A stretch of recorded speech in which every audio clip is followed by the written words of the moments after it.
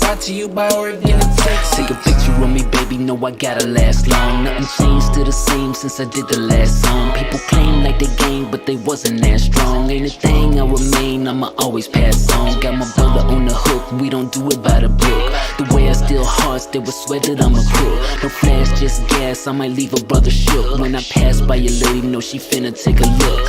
Feeling kinda low, but I'm sitting up high. Crown weigh me down, but I'm getting up fly. Try to hold me back, ain't no giving up, guy. Cause you ain't on the level, you ain't slick enough, slide. Yeah, trick, not rich, I'm a boss though. Cop a blick for the whip, I might off hoes. Got a tip for you slick, I'ma toss those. You can wish you was sick, but I'm also My back up, I'm stressing. My back up, stupendous. We back on, you guessed it. Brought to you by Organic Texas. My back up, I'm stressing. My back up, stupendous. We back on, you guessed it. Brought to you by Organic Texas.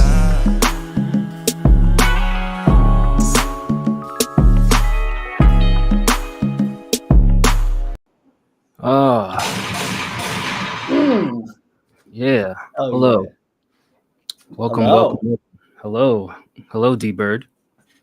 Hello, Paradise. How are you doing this evening? Stupendous. How you do? I too am stupendous as well. That's a bit of a banger, wouldn't you say? We need to make that into a song somehow. I was talking about the intro song. I don't know what you're talking about. I'm talking about making stupendous into a song. Sequel to Healthy. Yeah, gotta be the next D-Bird Dice song, stupendous. Stupendous. Yeah. What up, G-Baby? What up, Jacob? What up, Josh? Welcome back, Josh. What's up? What's up? How's everybody doing? It is April 23rd. Almost made it to the end of the month. All you fools have made it through April. It's almost May. Man, What a month. almost. You know the best part about it being almost May is May 1st. Little Caesars Anthem drops on all platforms. And the music video I worked so hard and ate like 10 Little Caesars pizzas about will be dropping as well. So keep your eyes fucking peeled. Yes, sir. And then 3 days after that, it's going to be the start of Square Up. Yes. And this isn't your grandpa's Square Up. No. No, Sonny Boy. This is not your old-timey Square Up. This is the new Square Up. This is a league. We've got a good 30 some odd artists that have signed up to go head-to-head week after week, making new songs and seeing who is the biggest, baddest penis in WCR. Oh, and I'm a big old dick. But there's some swinging dicks that are just as big, if not bigger. Yeah, so we'll see how it goes. Yeah, there's a lot of ego on the line here. You know, people over the years have, you know, kind of tiptoed around it like, oh, I'm him. You know, I've heard some people say that they're him. Heard some people say, no, you're not him. I'm him. Now it's time to show and prove. You can get your feelings hurt. Yeah. I may or may not quit music altogether. We'll see how the results turn out. Somebody could end the league 0-12. Could lose a lot of matches here. I'm just saying. Or you could win them all, and you could be the biggest dick in the server. There it is. What up, Either Noir? way, you're going to have fun, and that's the guarantee. That's what we do here. We have fun. So hopefully everybody's ready to have some fun. We're here to listen to some musics from our subscribers.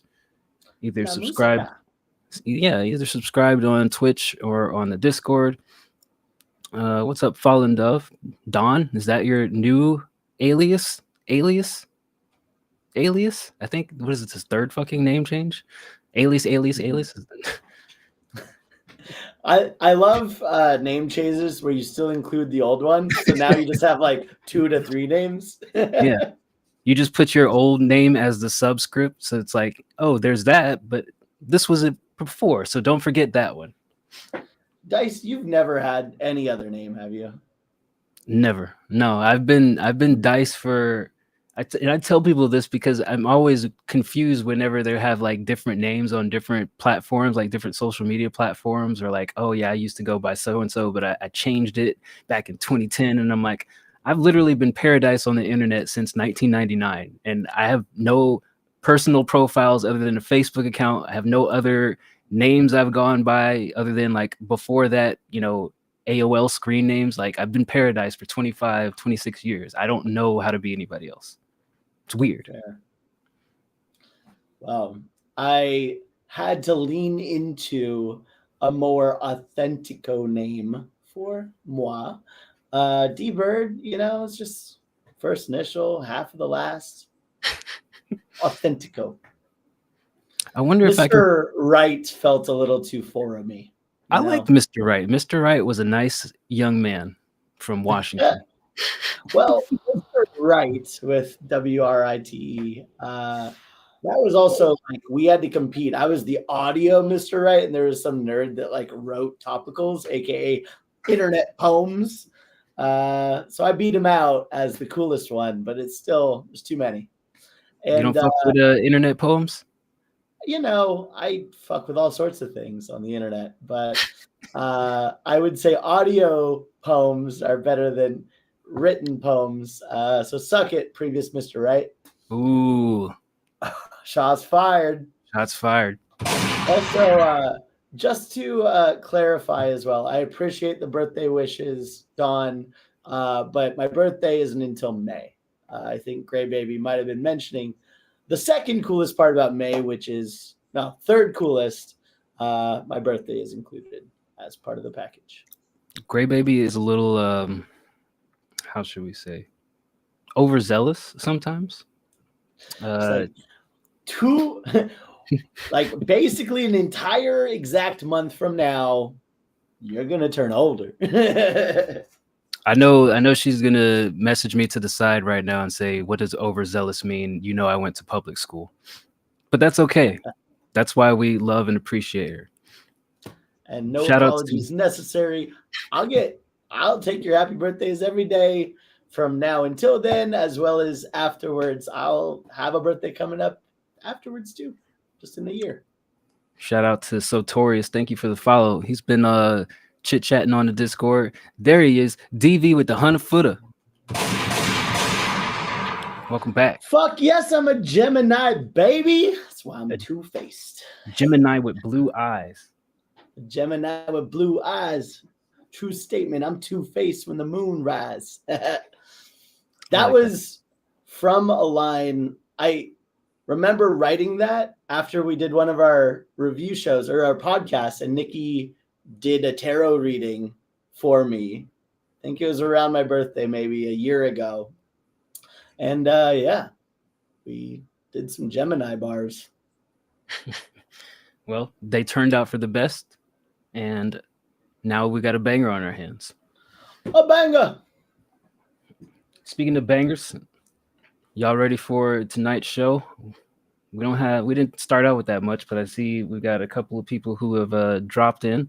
Shout out to Kenny with the gifted sub.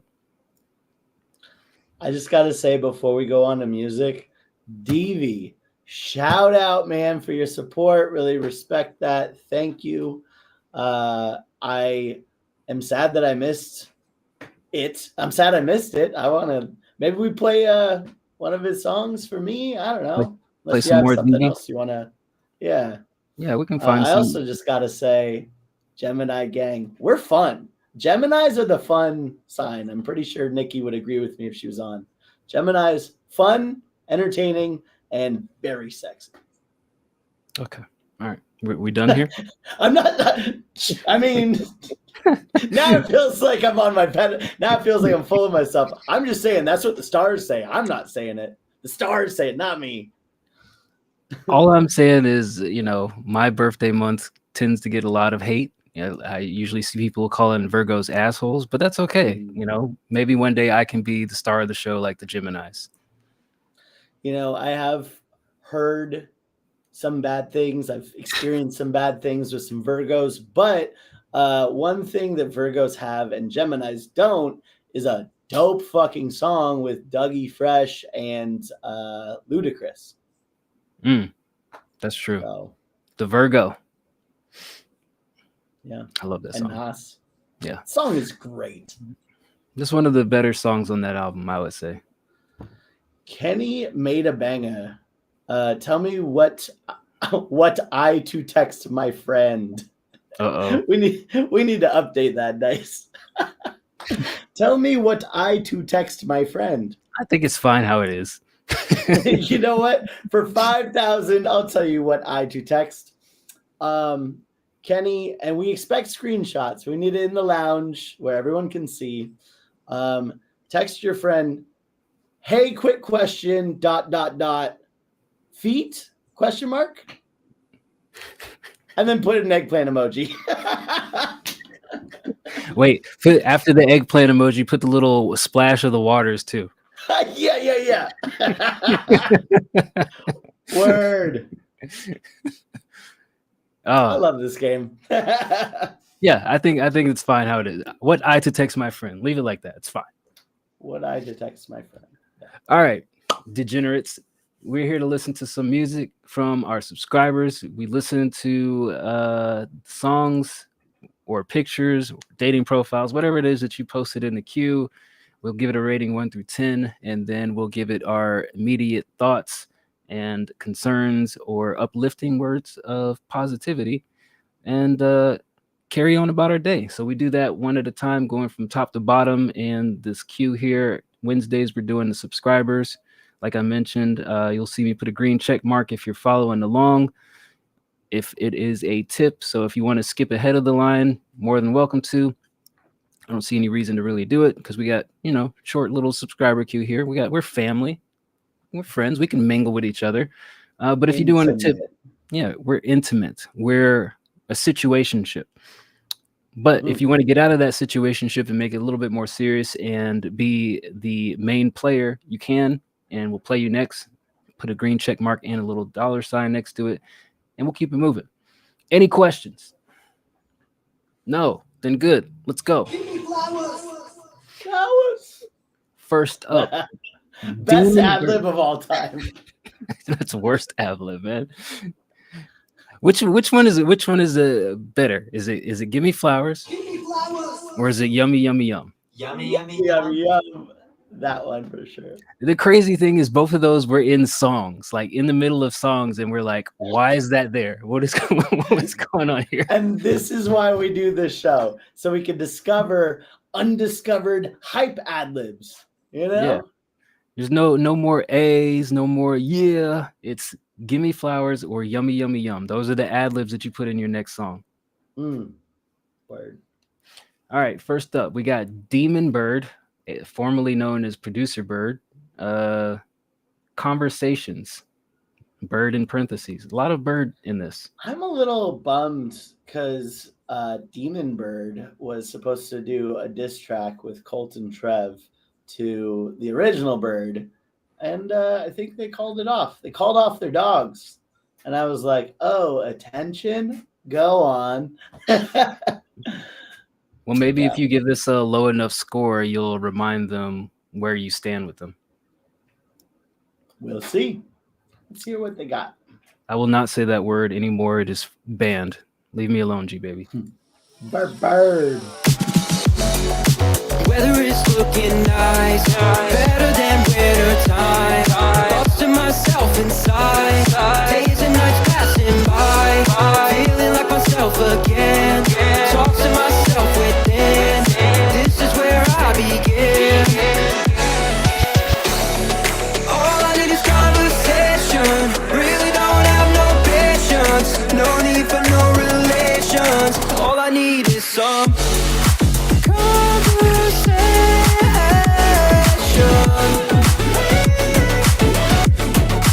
All I need is some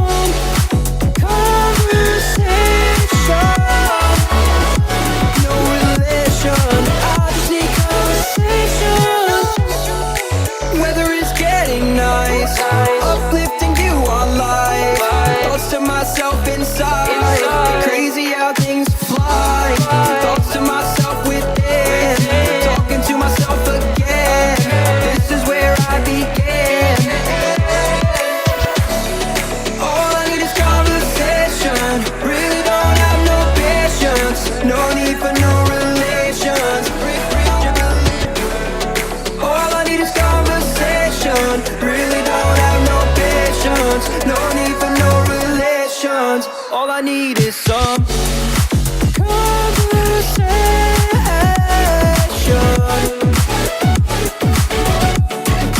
All I need is some conversation. No relation, I just need conversation.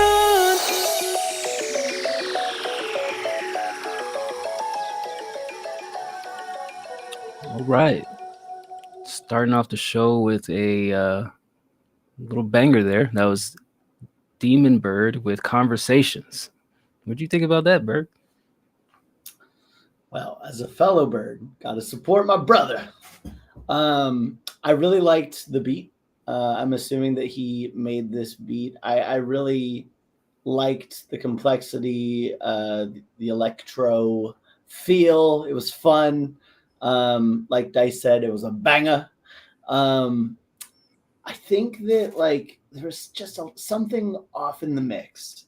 Like I liked where he was going with this. I liked the kind of melodies. I liked the feel of it, but some of the notes were just off, you know. And I was kind of like, maybe some more auto tune. I didn't see, you know, saying that with Prod Bird special, but like just some of the notes were off, and it kind of felt like whatever effects you did put on it, just kind of made it almost clash. Like didn't feel very well blended together with the beat, and there is a lot going on in the beat, so I understand complexities there, but it just wasn't a comfortable mix for me.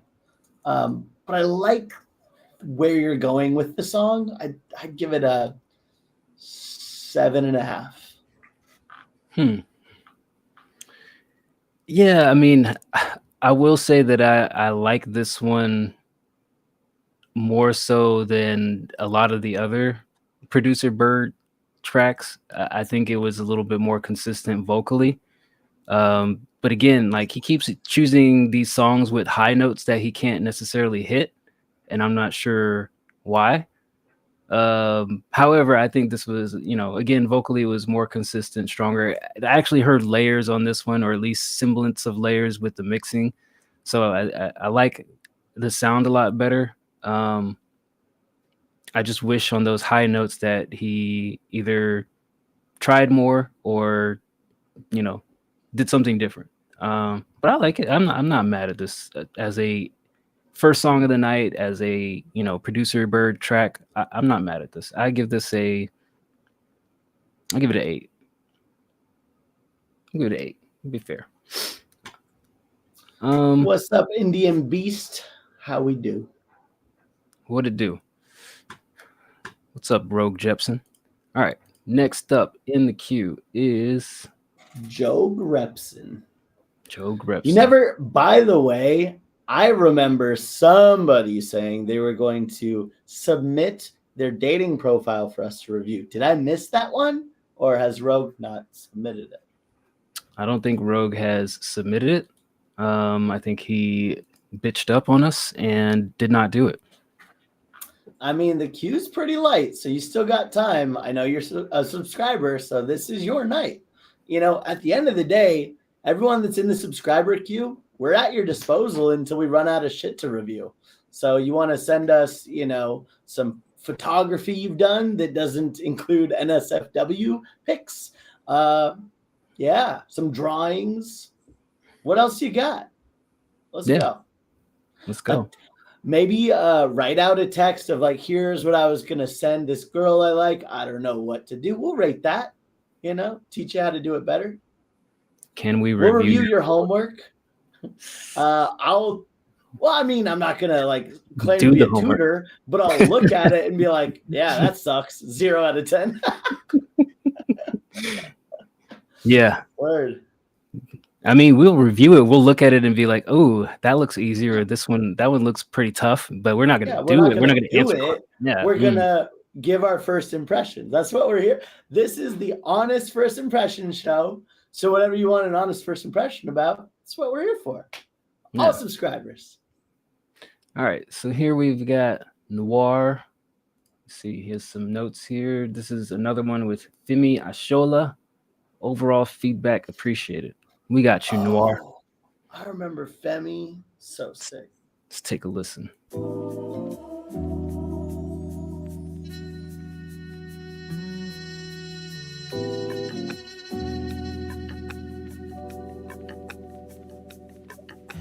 Subscribe Just got a job as an intern down at the office. Niggas got no idea. Sometimes humble not it. Sometimes gotta pop your shit. Let them know I'm here. Keep that back door closed on. Niggas can't creep. Got eyes on the back of my rear. Had to tell my mom I'ma take that leap of faith. I'm sorry I ain't living in fear.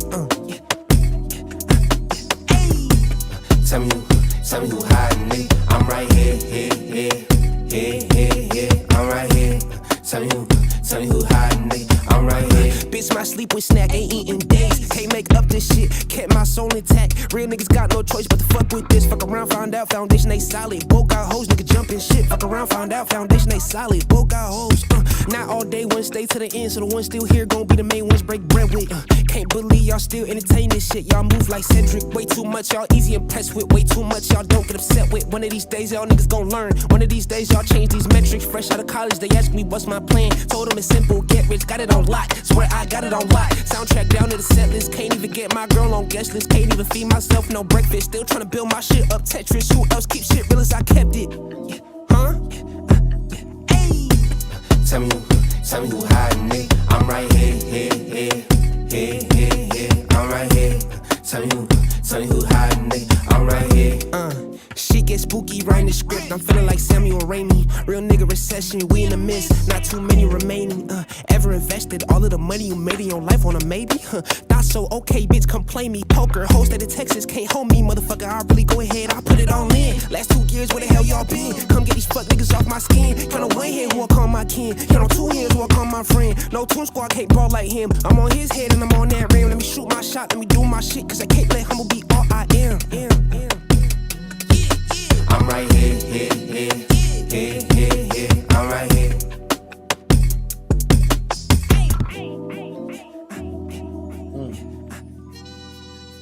All right. That was Right Here by Femi Ashola, produced by Noir. Shout out to Noir. I like that. I feel like this is one of those beats where if he kind of just played it by itself, we would be like, "Oh, that's kind of weird," but it's funky, and we like thinking it. the same exact thing. But like, and that's kind of where we always say, like, you know, if you put an artist on it and they kind of just like do whatever the hell comes to their mind, like, you get it, you see the vision there, and I think that artist with that beat matched perfectly. I like the cadence, I like the rhymes, super good delivery. I think the mix is pretty solid. I mean, nothing really stood out to me that I would nitpick or critique. I think that was just a fucking dope track, to be honest with you. Are y'all doing a whole project together, or y'all just, you know, here and there, a few tracks, work together on the beat on the call? That's dope. Yeah. I mean, I think that's the magic of like creativity, right? Is you put like 2 creative people together and you see what really comes out of it. But I like this. I would give this a solid 9.5. Yeah, it's funny. The first thing I was gonna say, if you called on me first, which, you know, I went first last time, so I was gonna wait. But the first thing I was gonna say, at risk of sounding like a copycat, was, yeah, I bet if we just heard the beat, I'd be like, I don't know what to do with this.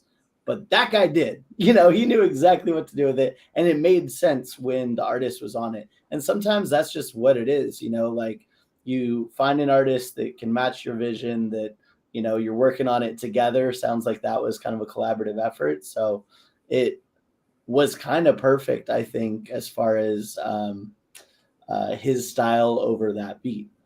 So I ended up liking the beat because of the end product. And I think the end product, you know, Femi, very versatile, like, you know, just cool flow, great delivery, very impressed with their style, and the lyrics, you know, no slouch there either.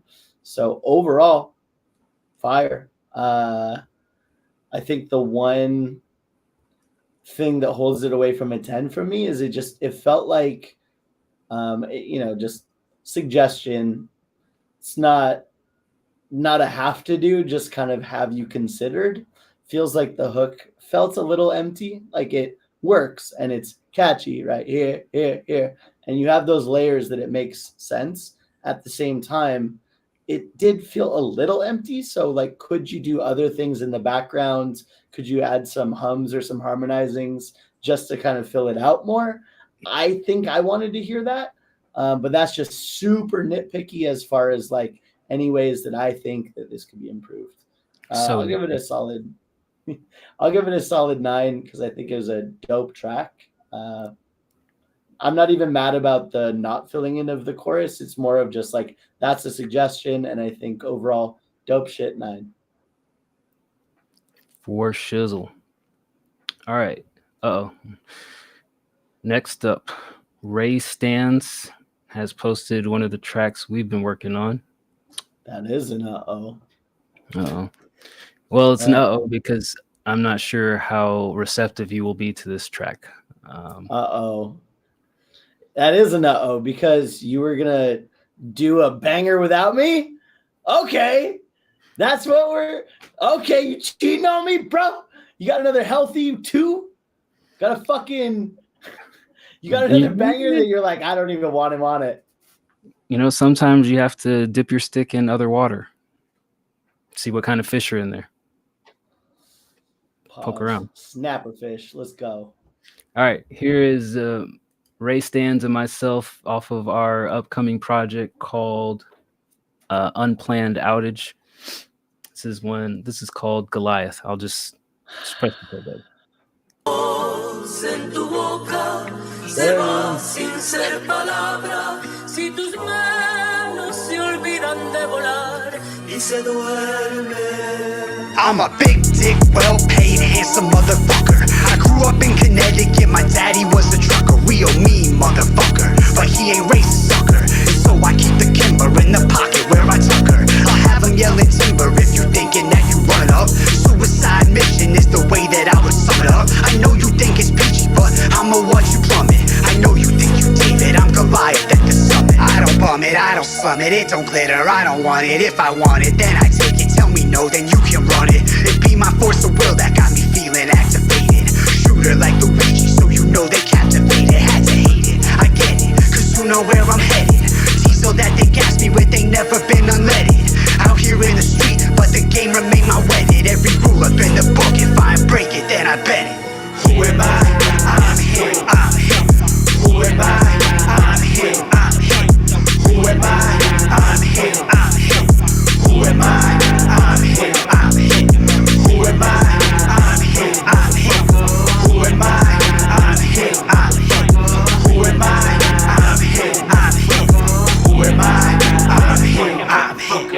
Look up in the sky, it's a bird, it's a plane. I see big shit popping in the third spitting game. I ain't even took a drink, but I swerve with a twang. If she rolling up them R's, taking her to the bank. Poppy this, poppy that, got me dropping off a bag. Got me this, got me that, seeing her just a copycat. Mommy no, mommy go, like a squip around the pole. Now she's sleeping in my room and she picking on my clothes. All these hoes keep looking at me, trying to settle down, make it hard for a G. I only need one, but I keep about 3. Roll an X full of hotties, body yaddy on fleek. I'm a prize pick, baby, so I know you wanna hide this. Cropping out my face from the frame like a side chick. Girls in the comments share a lot, trying to find it. We laugh at them hoes on the couch, cause we vibing. Who am I? I'm him, I'm him. Who am I? I'm him, I'm him. Who am I? I'm him, I'm him. Who am I? I'm him, I'm him. Who am I? I'm him, I'm him. Who am I? I'm him, I'm him.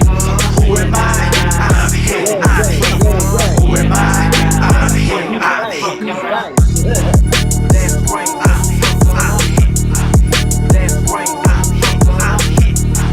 That's right, I'm him, I'm him. That's right, I'm him, I'm him. That's right, I'm him. I think you get it. I need to know what you think my reaction / feedback is going to be. I think that I don't know, honestly. I don't know what your reception will be. Think maybe there's some lines in Ray's verse that you might pick apart.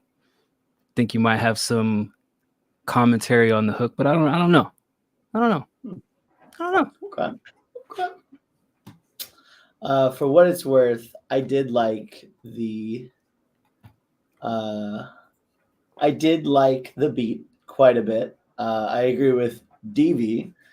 Could have contributed, but you know, I understand. You got your own thing going on. Sometimes you gotta fuck with other rappers. Here's what I thought. I really like Ray's I'ma talk shit phase. I love this mode of like, you know what? I'm fucking him. And it's great to have that confidence behind you. I think you gotta. And I think it's fun to make that type of music, especially over banging tracks like this. From a technical perspective, I think that the beat washed out Ray's vocals. I think that he could be more present. I think your part sounded good, but I think that like Ray needs to be upped a little bit. I felt that way in the chorus too, like especially the chorus. Did you have the layer underneath him motherfucker, or was that Ray? Yeah. That So was you?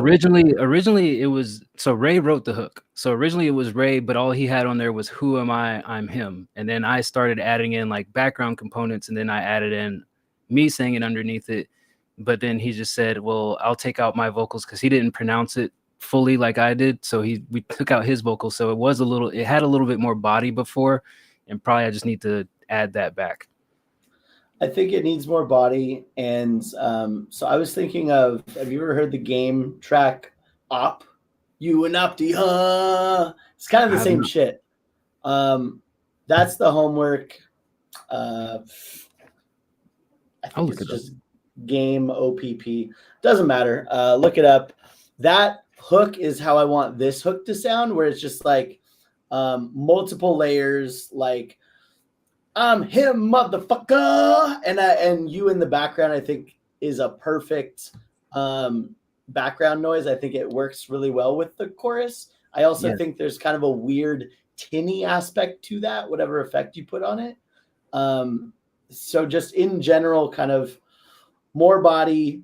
I like where you're going, but listen to that and then just kind of like make it more of a, I don't want to say a gang chorus, but like with, let's say 8 tracks where people are like, I'm him, motherfucker, you know, all like for you, for him, maybe. And you're all kind of layered in there. And that was the thing, like, honestly, on this project, Ray wrote a lot of the hooks, and some of them I ended up performing, just because trying to get him out of that shell of like saying things in a more refined manner, like, nah, loosen up. Like, because I think the problem that we had on this one was like, he said, who am I? I'm him. And I'm like, nah, who am I? I'm him. Like dragging it out. I think he was struggling with that aspect of it. But I think if we can get him back on there with it like stretched out and not just clearly pronounced, like you said, it'll add that body back to it. I struggled a little bit early with his kind of. No, I like that part. I didn't struggle with his big gross. That's for some 40-something-year-old female to struggle with.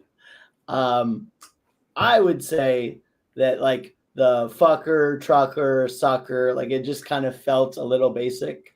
But also like his dad was a trucker. He wanted to say it. And he's a big dick motherfucker, apparently, according to him. Go ahead, talk your shit. I think because it wasn't so polished in the delivery, that when it made me focus more on the actual content, if that makes sense. Like you can just say whatever and it sounds cool because you're fucking Paradise and whatever, but you know, comes with time and polish. Anyways, overall, liked it, fun track. Talk that shit, Ray. Keep doing it. 8.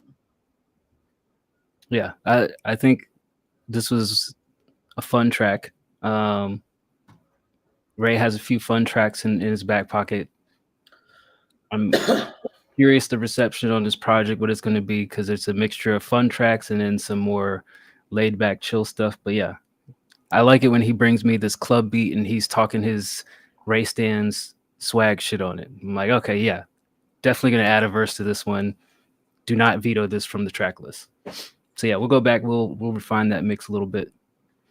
Project coming soon, probably sometime end of May, based on where we're at right now. Into it. And if you need a D-Bird verse, I'm around. I'm doing nothing. You're always doing something. Usually it's Call of Duty. Well, that's true. I told my girl, I was like, I just don't have any time during the day. She's like, really? What'd you do all day? I was like, well, first I was playing Call of Duty, then I broke to eat, and then they asked me back, so I went back. Okay, I played video games all day. I had a really engaging session of Call of Duty, and it happened to span like 4 hours. Babe, I was gonna clean up. I was just too busy. Right. Yeah, because I mean, you can't pause an online game. Everybody knows that. Everyone knows that. And then when you like don't get the win, and you got to run it back. And if you get the win, you got to run it back. Can't leave on a win. No. Can't. Yeah, you got to leave on a win, and you can't leave on a loss. What are you supposed to do? Keep playing. Guess just play forever. Yeah. Ever. Yeah. All right. Next up, Damiano 48. Sturm 1. I'm guessing STRM ST. I don't know. We'll find out together.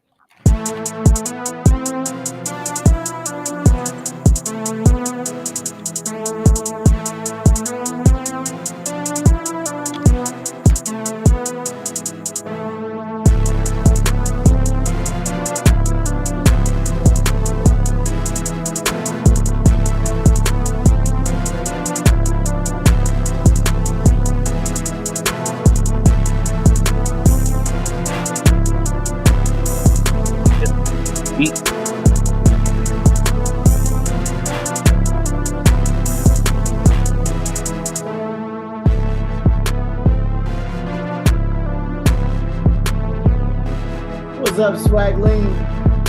What up, Swaggy T? Badger Green. We're just doing our subscribers today. We're going through the subscriber queue. If you do want to tip $5 or subscribe, we will get to you immediately. Otherwise, we do have Sunday for the free queue, as you see on the left side of the screen. Speaking of which, shout out Mr. Swag. Thank you for your support.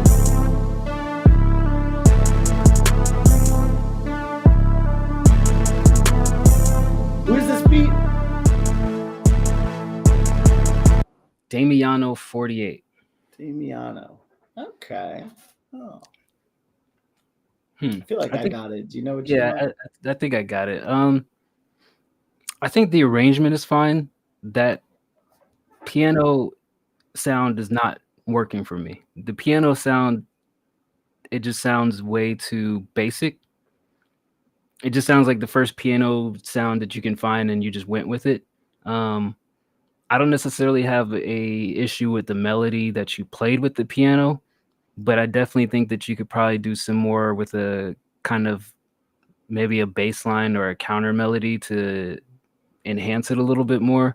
But the sound itself needs more sound design or just like some other element to it, because it feels flat in comparison to the drums, and it makes it sound like a basic beat and more generic than whatever you did with the arrangement. I think you did spend some time with the arrangement. Like before we turned it off, you got to a point where you're trying to do some change ups in there, and that's all cool. It keeps everything fresh, but I think just the main melody, it wasn't resonating in my ears the way I wanted it to.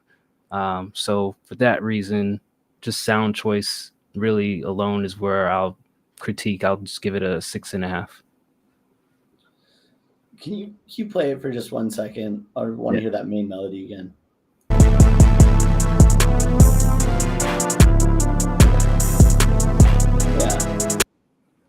Yeah, you called it a piano. In my head, I was thinking strings, but you're right. I think it's a piano. Whatever that sound is, it does sound just like right out of the box, like the first line and Piano just, ABC. yeah. That was my biggest issue with it too. I actually agree with every single thing he said. I was gonna say the same. The kind of melodies, I liked the backing noises, kind of that crunchiness. I think the drums were fine.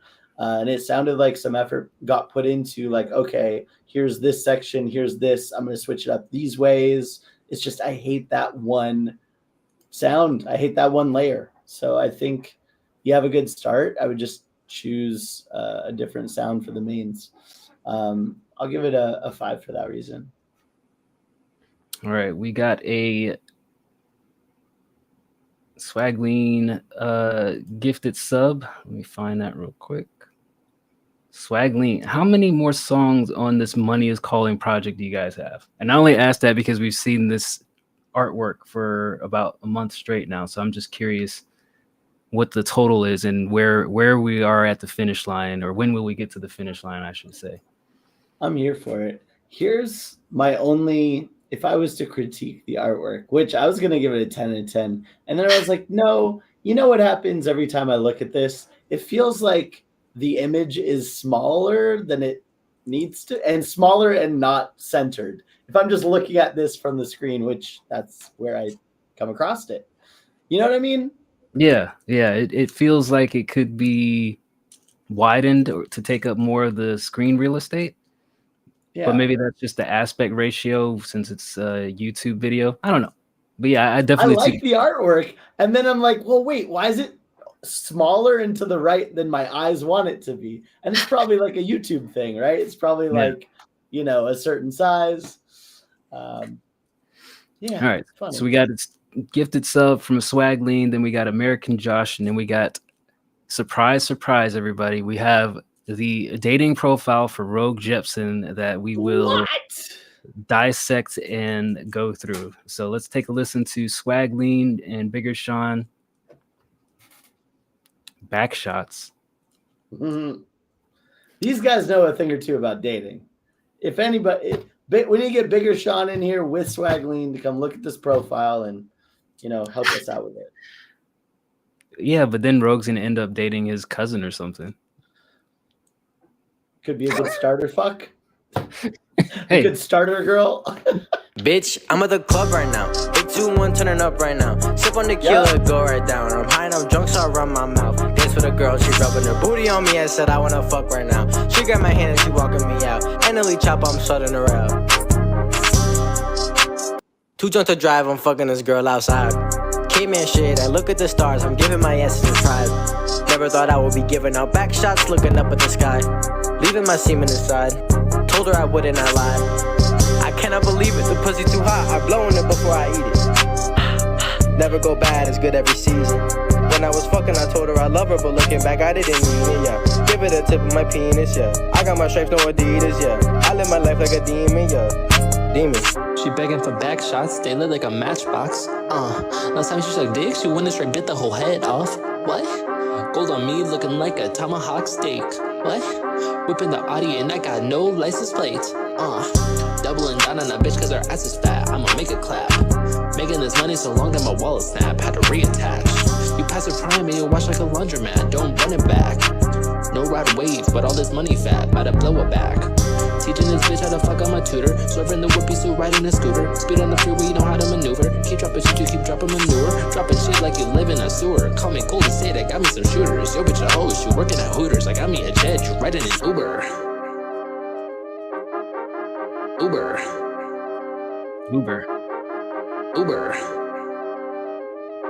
Okay. Uber.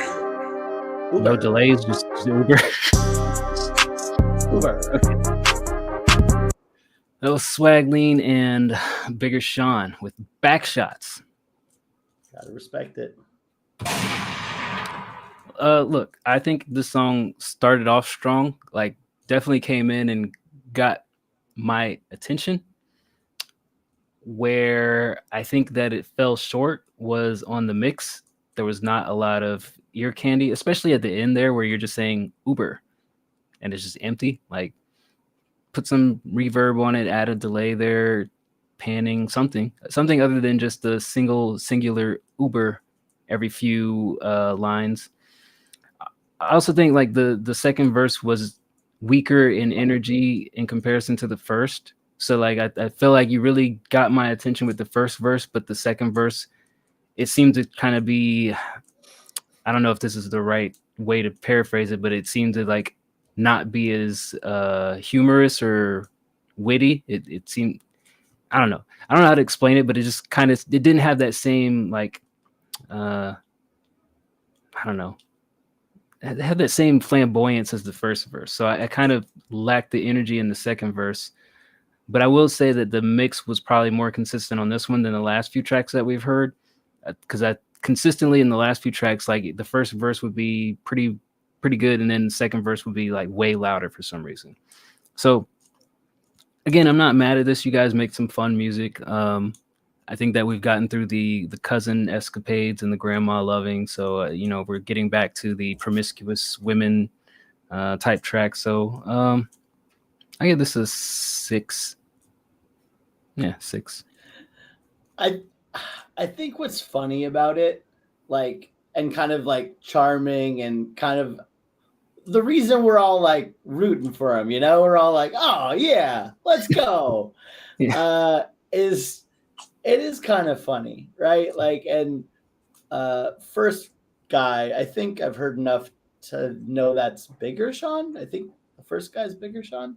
I think so. Yeah. As he's talking about, like, I never thought I'd be looking up at the skies and giving back shots. Like, he made a whole like made a whole visual of like, all right, well, I'm too drunk to drive, so I'm gonna bang this chick out in the fucking dumpster. I'm just gonna stare up at the sky while I'm doing it. Like, I don't know, just like, how did I get here? I love that. You know, that's fun. We've all been there. Allegedly, I don't know.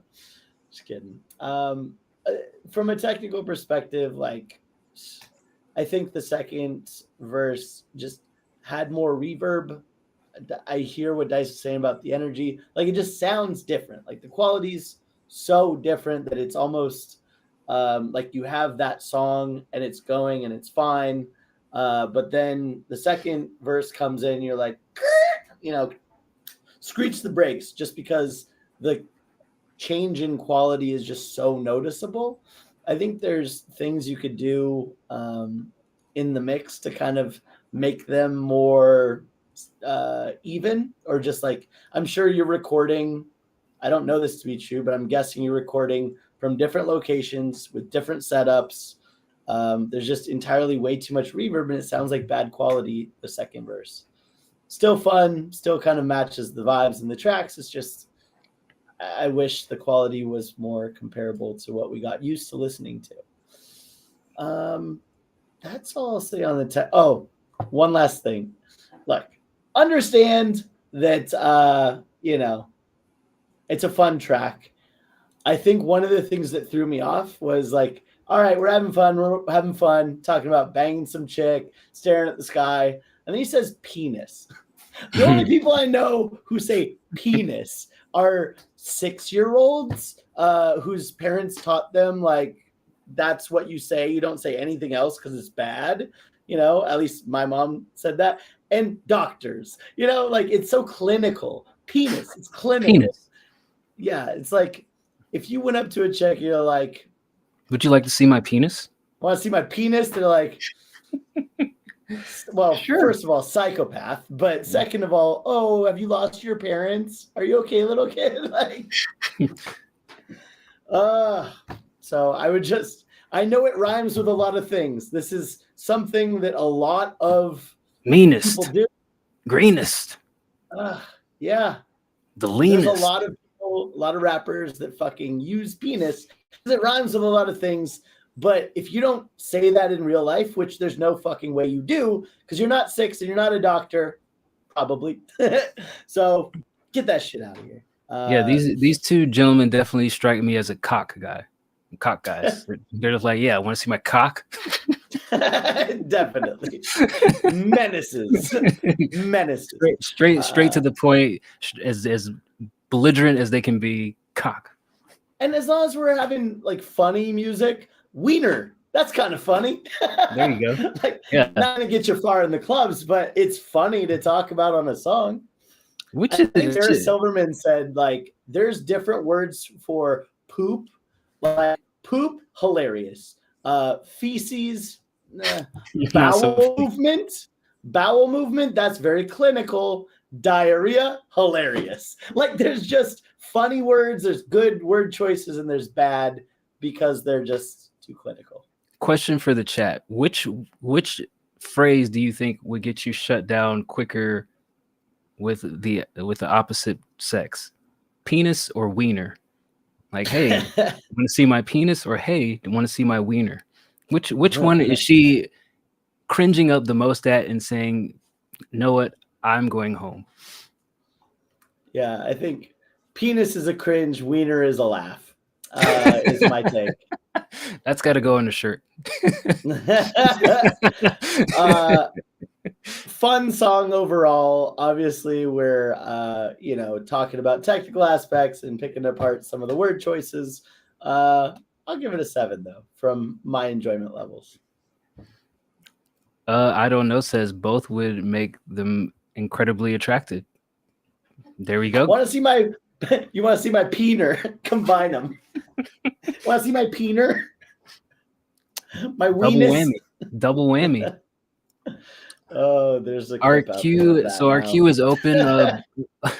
On Wednesdays we're doing subscribers. So we're listening to folks who are subscribed either on Twitch or on our Discord server. But we do have a show also on Sundays where we listen to everything else in the free feedback queue. Or if you do really want to get played tonight, like the Real Swag Lean and Bigger Sean, you can gift a sub or tip. But you're also welcome to hang out and listen to penis and wiener talk in between songs. That fair? Sometimes. Okay. Sometimes I just cough in between songs. That's true. All right. Next up, American Josh. Emerson South. This is called All I See. Josh, what did you do on this one this time? I know you play a lot of the instruments and you do the singing. Give us the story behind this one as I listen to it gleefully with D Bird.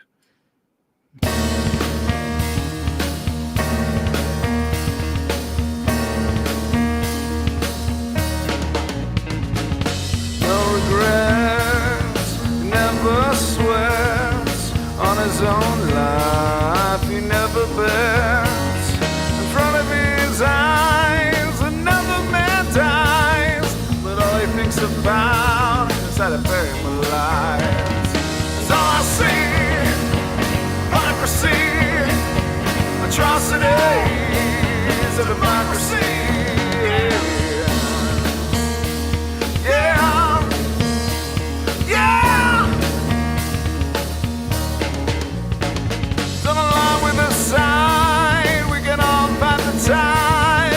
Away from truth, there's no place to hide. He tells you not to worry, it's all going well. Well, I wonder if the story changes when he's burning in hell. It's all I see, hypocrisy, atrocity of democracy. And all I see, hypocrisy, atrocity.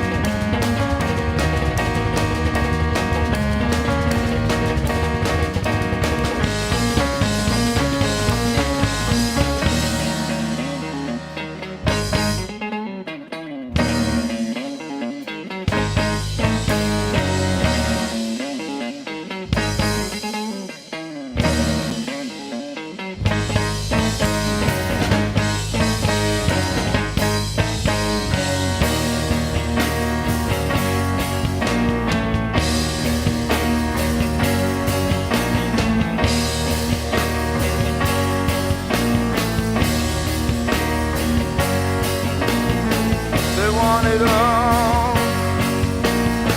They want it all. They want it all. They want it all.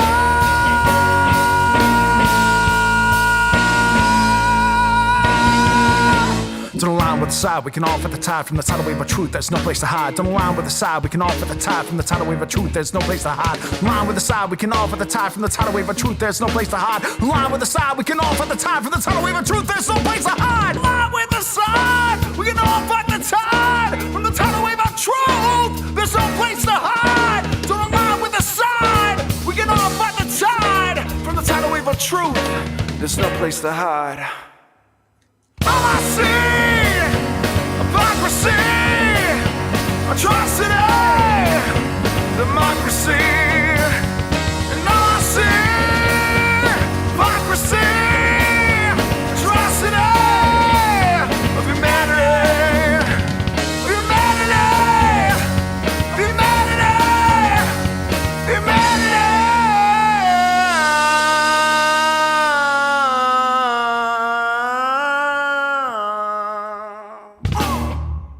All right, that was American Josh with All I See. Are you eating a fucking Go-Gurt? Game recognized game, baby. Go-Gurt for the win. But you know who's really for the win? Josh, American Josh, said he did the writing, singing, guitaring, and bassing. And I know 100% I said all of those words absolutely correct. So please, nobody say anything further about it as D-Bird slurps up Go-Gurt live on stream. You got an interesting style. Like from all the songs that we've heard so far, definitely super talented, very versatile. And I think I said this on a couple of other songs. Especially in the beginning, I think the vocals just sounded a little bit distant in comparison to the sounds playing in the background. But I like the change up in the middle of it where it was kind of just like, all right, let's do some solo instrumentation stuff. Let's kind of just rock out with our cocks out. And then came back in with some more strong singing at the end. So I think it all worked as a piece. Like, I think from what I can gather on what I've heard, you'll have this vision here. You'll lay the foundation. You'll hire the other, the drummer or keyboardist, whatever other pieces that you need to plug into place, and you'll get everything blended together.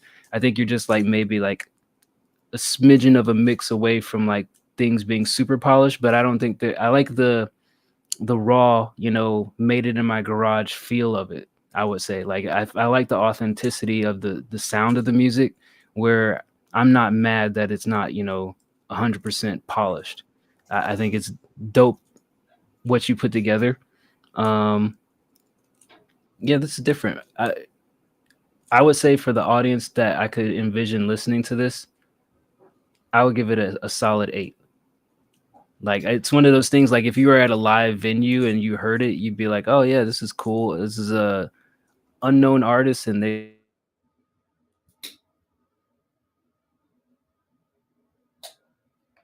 I think it's a solid 8 track. I noticed in the chat that Rogue Jepson gifted my boy Hardy a subscription, which, how are you not already subscribed to my show, producer friend? Hardy? The fuck Hardy? Yeah, the fuck Hardy. All right, well, lost friendships aside, this track, little did Rogue know he'd be stirring a can of worms. Just destroyed a college friendship. Go Cougs. Look, I didn't like it, and here's why. Here's the problem I have, and I'm just gonna lay it out there. My first reaction, I think the vocals were great. He kind of has this grungy, like, mid to late 90s like style in the vocals, and then you have this bass guitar just doing kind of its own thing in the background. And then you have clashing pianos at the beginning. I was like, oh, the piano. I fucking hated the piano. I thought the piano clashed so hard.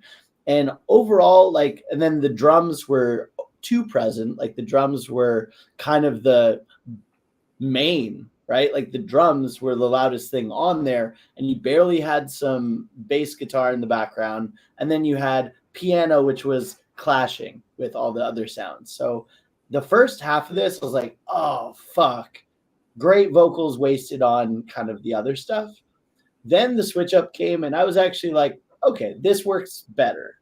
And I think it worked better for a couple reasons. I think it was slower, like a slower tempo, or at least like the piano worked better with the drums on this. I think the slower drums made it make sense.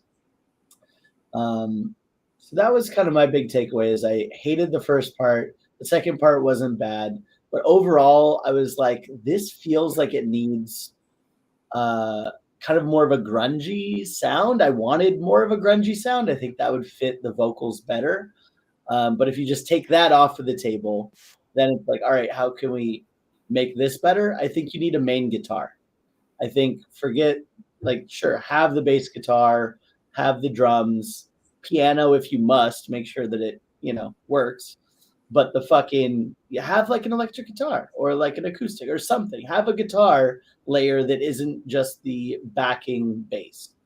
I think that would have made a lot more sense on this.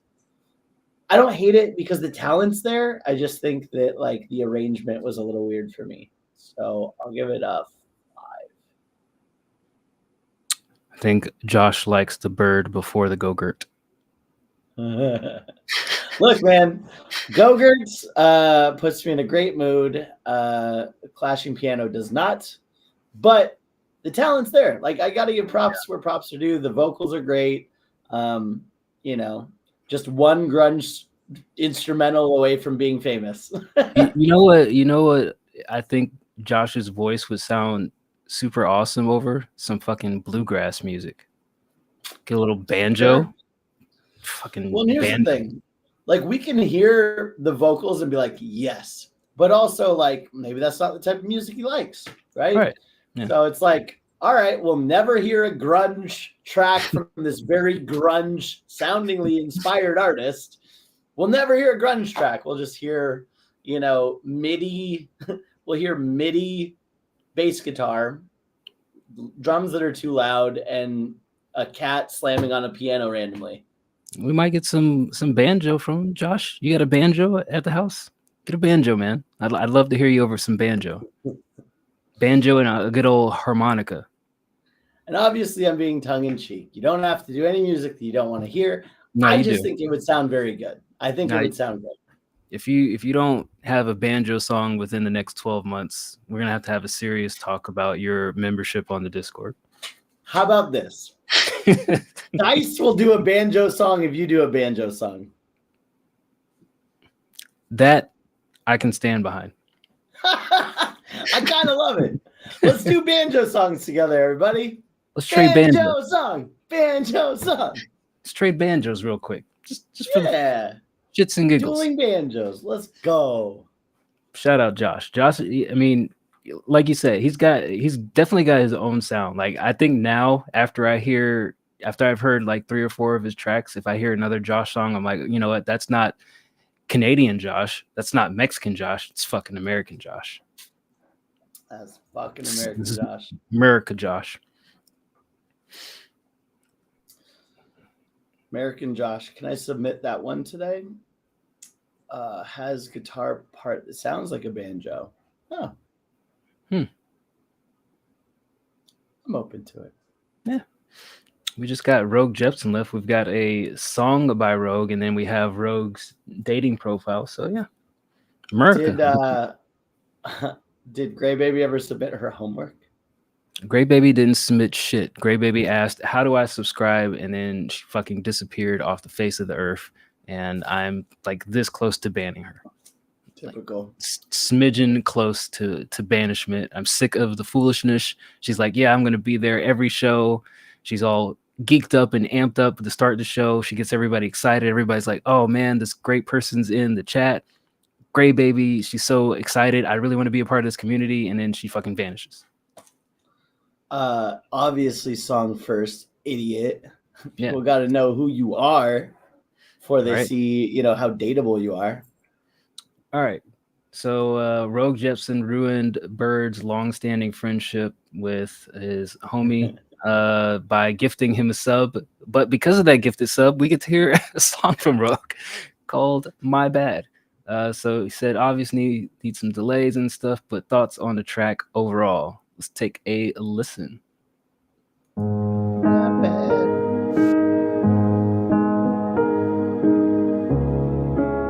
Melancholia. Oi, bruv. Oi. Them My Burnley bad. boys, they lost again.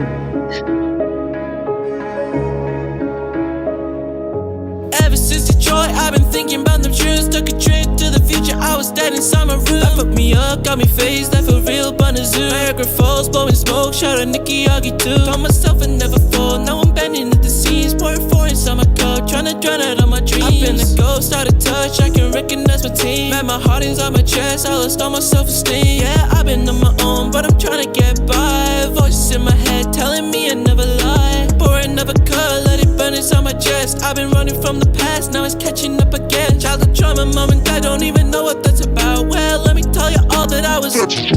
Every night, different vibes, I've been lost inside the ride. No, I said I never changed, but I barely recognize you saying my bad. Looking in the mirror, who are you? Cause you doing shit, say you never do. Tell myself to stop, but it's never true. Guess it's my bad, my bad. My bad. I'm just trying to kick it with a crew. But I'm doing shit, said I never do. Tell myself to stop, but it's never true. Guess it's my bad, my bad. But I stop, I'm on the way, the Mandela effect. But a girl I fell in love with only saw me as a friend. Tell her that I hate her cause she never loved me back. But truth is hate myself for all the shit I lack. Trying to flex like I'm good, but I'm lost inside my head. All these late night thoughts said I'm better off dead. Trying to find my way out, but the road looking the same. Every drug I'm taking slowly fucking with my brain. Tell my bros that I'm fine, but I'm stuck inside a loop. Pour a drink, take a hit just to hide me from the truth. I've been running from the past cause it haunts me at night. Trying to change who I am, but it just don't feel right. Saying my bad. Looking in the mirror, who are you? Cause you doing shit, say you never do. Tell myself to stop, but it's never true. Guess it's my bad, my bad. My bad. I'm just trying to kick it with a crew. But I'm doing shit, said I never do. Tell myself to stop, but it's never true. Guess it's my bad, my bad. That needs to be our next soundboard. My bad. My bad. Rogue, send me My Bad. Word. All right, that was My Bad by Rogue Jepsen. D. Bird. What did you think? Yes, sir. Maybe the worst song we could play before analyzing his dating profile. My bad. But we work with what we work with. Yeah. No, kidding. Here's where I'm at. I like it overall. I think there's a lot of really catchy parts. I think there's just some parts to maybe tighten up. Specifically, the My Bad first two lines of the chorus, the first two words of the chorus, that part, when you go high, it missed. It felt like you didn't hit those notes or they weren't strong enough to really hit. And I wonder if that's auto-tune. Like, I bet if you did like a Melodyne to that, you could probably get them in the right place and kind of make that stronger. But right now where it's sitting, it just feels a little uncomfortable from the hooks standpoint. But everything else on the hook is like really solid and like well sung and very catchy.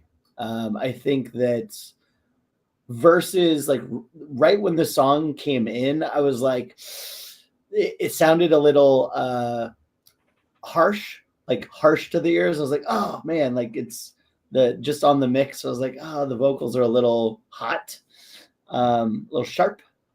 And especially with all the kind of effects on them, it felt a little much coming in. But once you got used to it, you're like, okay, I like this. The only other thing I'd say, just as far as general feedback goes, and I've said this, look, everyone makes songs for different reasons. I always think of songs as like, I'd love to kind of pour out my soul, to, write some personal therapy stuff, use my own emotions in writing. I'm either talking about, fucking bitches and making punchlines about it, or I'm talking about real shit where I'm like, here's my feelings. Love that type of music. I think when you get hyper specific, it kind of loses the listener a little bit. Like, sure, I know some of the additional context with which this song was created. That being said, if I'm just putting on my listener hat and you're, giving random shout outs to, Nikki and Augie and, just the context isn't there. It just kind of feels like wasted space. You know what I mean? Whereas if you're talking in more generalities of like, here's this thing, here's my actions, here's what I did, here's how I fucked up, or here's, in general, what happened. You don't have to, I think the more we spend time on Discord and the more, wrapped up in the Discord goings on, the more people are likely to make, Lizard Gang music. And it's like, well, now what are you going to do with this track? You have a track about fucking Lizard Gang. What's Lizard Gang? No one knows. No one cares. Right? That's why I've never made a Bird Gang, because who fucking cares? So that would be my one kind of personal feedback of, I think, who cares about some of the specifics, make it more generalizable, and you'll have a stronger song overall. What's the fucking rating? What's the rating, Bird? Give us a fucking rating. Sorry, 8.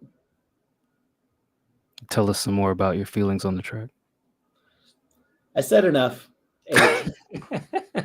Sorry, I was trying to be helpful, and I was like, oh, man. And then it kind of spiraled into something else, because I know, like, a few people on the Discord who will remain nameless are like, oh, and then Augie and Gauntz were like making jokes back and forth about this, and then I put it in a song. Get it? It's like, no, I don't. No. Who cares about Discord? Isn't real life, and no one gives a fuck. Well, what we do give a fuck about is Just Fucking Bubbles with the new subscription. Welcome back, Jess. How you been? Where you been? What you up to? Got a new track? Is that what you posted down below? Just I hope. Bubbles, bubble. Yes. What'd you think, Mr. Dice? So, Rogue Jepsen sent me this track about a week ago, and just off the strength of, I think it was 3 a.m. listening, I'm like, oh, this is my favorite Rogue Jepsen track ever. 9.5. Second listen in my loudspeakers, I have some further critiques. Because I was listening on my headphones before. The vocals do sound very thin. So I would say you need more low end in the vocals, because it sounds like very bare bones and sharp in the ears. And I kind of agree with Bird on the my bad. Like, it's not, I think, so I'll say this. I don't mind the wave tune, the auto tune that you use everywhere else in the song. But I think on those two particular words, I would just dial it back a whole lot, or maybe even altogether, and just let your natural voice come out, because it just feels like it dives into the robot realm too much, where it sounds different than every other spoken word on the track. Then what else? And I know I've said this a lot before in some of your songs. I think this song is, again, still my favorite Rogue Jepsen song, but I think that some of the stuff in the first verse, it feels a little bit more spoken than sung. And maybe that's the goal here. Maybe it's more of like I'm just saying it more than singing it. But I do wonder with like some additional layering or some like ear candy, if it would like polish that out. And maybe that goes back to like it not having low end. It just felt sharp just listening to it on my speakers. I have mixed feelings on like the content. I know Bird was like, talking about super specific, and I agree.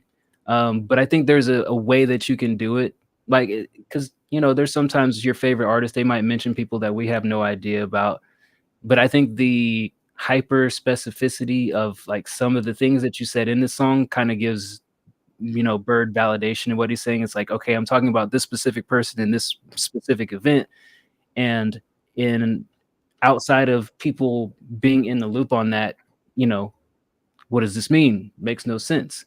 So maybe there's a way that you can still, you know, use names, still mention places, but be more descriptive about it, so that if I'm just a general listener and I'm like, oh man, this guy was doing XYZ with so-and-so and he felt this, rather than remember when I was at this place with you and we did this. Like, you have to just, you can say those exact same things, but like flip it in a way that somebody else who wasn't there or doesn't know it can be like, oh, he's describing this event with this person and they did that together, if that makes some sense. So it probably isn't like a huge rewrite exercise, but more of just like how you say things and how you phrase it, that you can make it like, hey, instead of me talking to this person about the thing that we did together, I'm just saying in general, I did this with a person, and people can gravitate towards it. So I agree with Bird on that aspect. Maybe this one felt a little bit too specific, and you can kind of like retool it in that way and make it more general.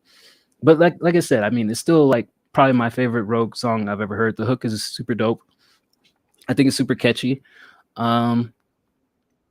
My adjusted rating after listening to it a second time on loudspeakers is 8.5, just from just the mixing aspect and just like some fine tuning that I think can happen that would give it that polish back. But I still like it a lot. Yeah, good track. Yeah, I mean, it's one of those things you got to remember that the audience wasn't there, so you kind of have to paint a picture for them, right? I love it's like painting. Jumping. No, you don't. Yeah, I do. You don't paint shit. I finger paint. You finger your ass or you paint your toenails. How does one do that? That sounds like something from a Swag Lean song. I was fingering her ass and painting her toenails at the same time.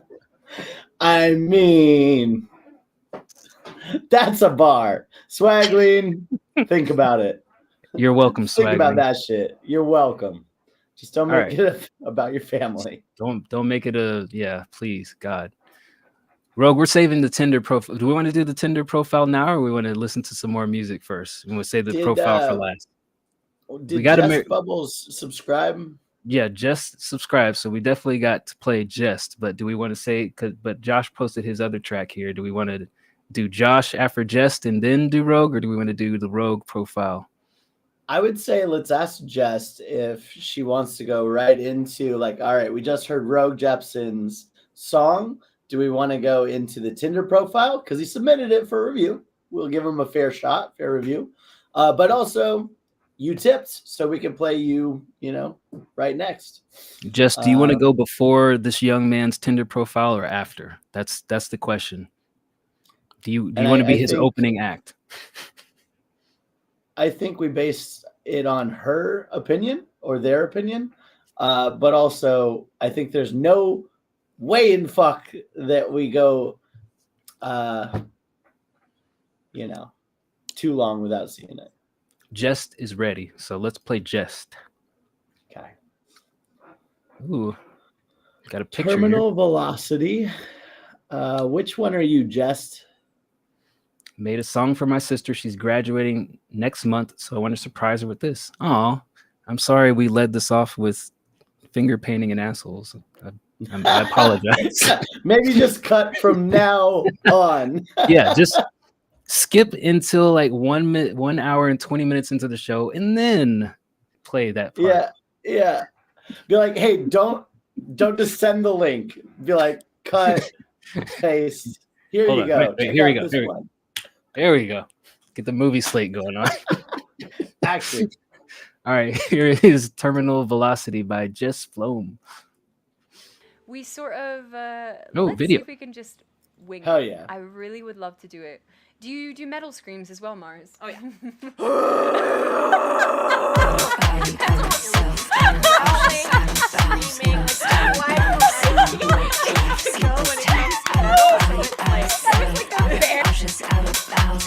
Cat.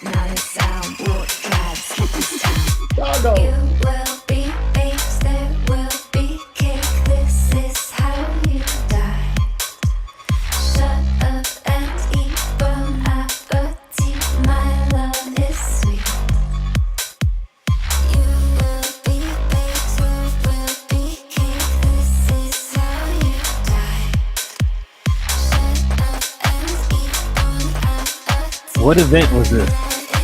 Gotta be a Comic-Con.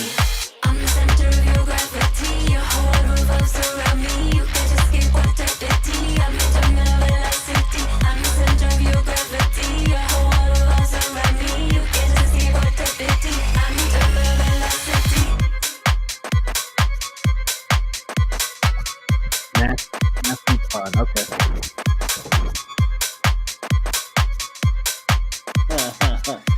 Word!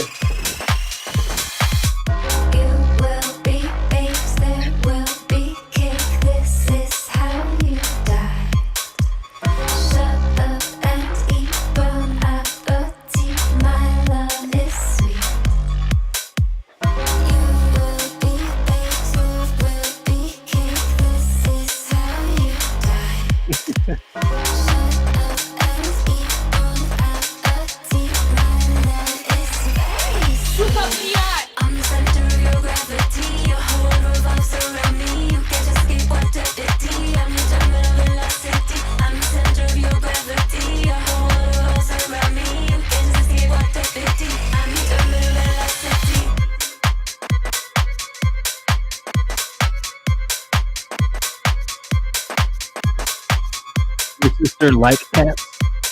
Hopefully, yes. Ain't no sisters not liking cats. To all my haters, personal space invaders, blast right on to your radars. Damn right I'm famous, and you're just wishing on my star. From out here, you seem so far from out here. You're just wishing on my star. From out here, you seem so far from out here. You're just wishing on my star. Center of your gravity, your whole world revolves around me. You can't escape or stupidity. I'm your terminal velocity. I'm the center of your gravity, your whole world revolves around me. You can't escape or stupidity. I'm your terminal velocity. I'm the center of your gravity, your whole world revolves around me. You can't escape or stupidity. I'm your terminal velocity. I'm the center of your gravity, your whole world revolves around me. You can't escape or stupidity. I'm your terminal velocity. Okay. That was Just Bubbles with Terminal Velocity, made in dedication of her sister graduating. Shout out Fallen Dove. Thank you, Don, for the tip. Here's my thoughts. I know we just got done hammering into Rogue about specificity. However, I think the video is the only thing that really makes this specific. But even like in today's social media age, if I saw like a bunch of cut up clips in between memes, it would be digestible because I'm just like absorbing the content. I think the song itself was general enough that it's like, okay, it's got a little fun, lighthearted, airy vibe to it, whimsical nonsense. But it doesn't feel like I'm like hearing about something that I have no context on. Even watching the video and just seeing people, you know, doing different activities mixed with cat clips and all this other shit, it doesn't feel like I'm like entrenched in not knowing what's going on. Just like, oh, I'm enjoying the content. Some of the video clips did throw me off, not in a bad way, just like, oh, I hadn't seen that one before, and I wanted to kind of like pause it and then just kind of like absorb it. So it was a lot to kind of take in. I'd say like piece after piece after piece. And maybe if you've seen them before, it's less to digest, because there were some that I was familiar with and I was like, oh, okay, I remember that one. That was funny. Overall, like I leave this with still some sort of warm, confused feeling, but I also get the strong sense that when your sister sees this, she will love it immensely. So shout out to the anime con that you went to. Shout out to the video. Shout out to your sister.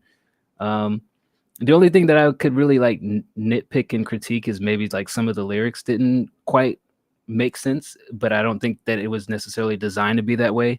It was just, you know, here's some funny shit that I'm gonna say to my sister, and I think it'll mean something between you two. And maybe it's just meant for like a general listener to be like, wow, that sounds cool, but I don't know what the fuck it means, but I'm just gonna repeat it anyway.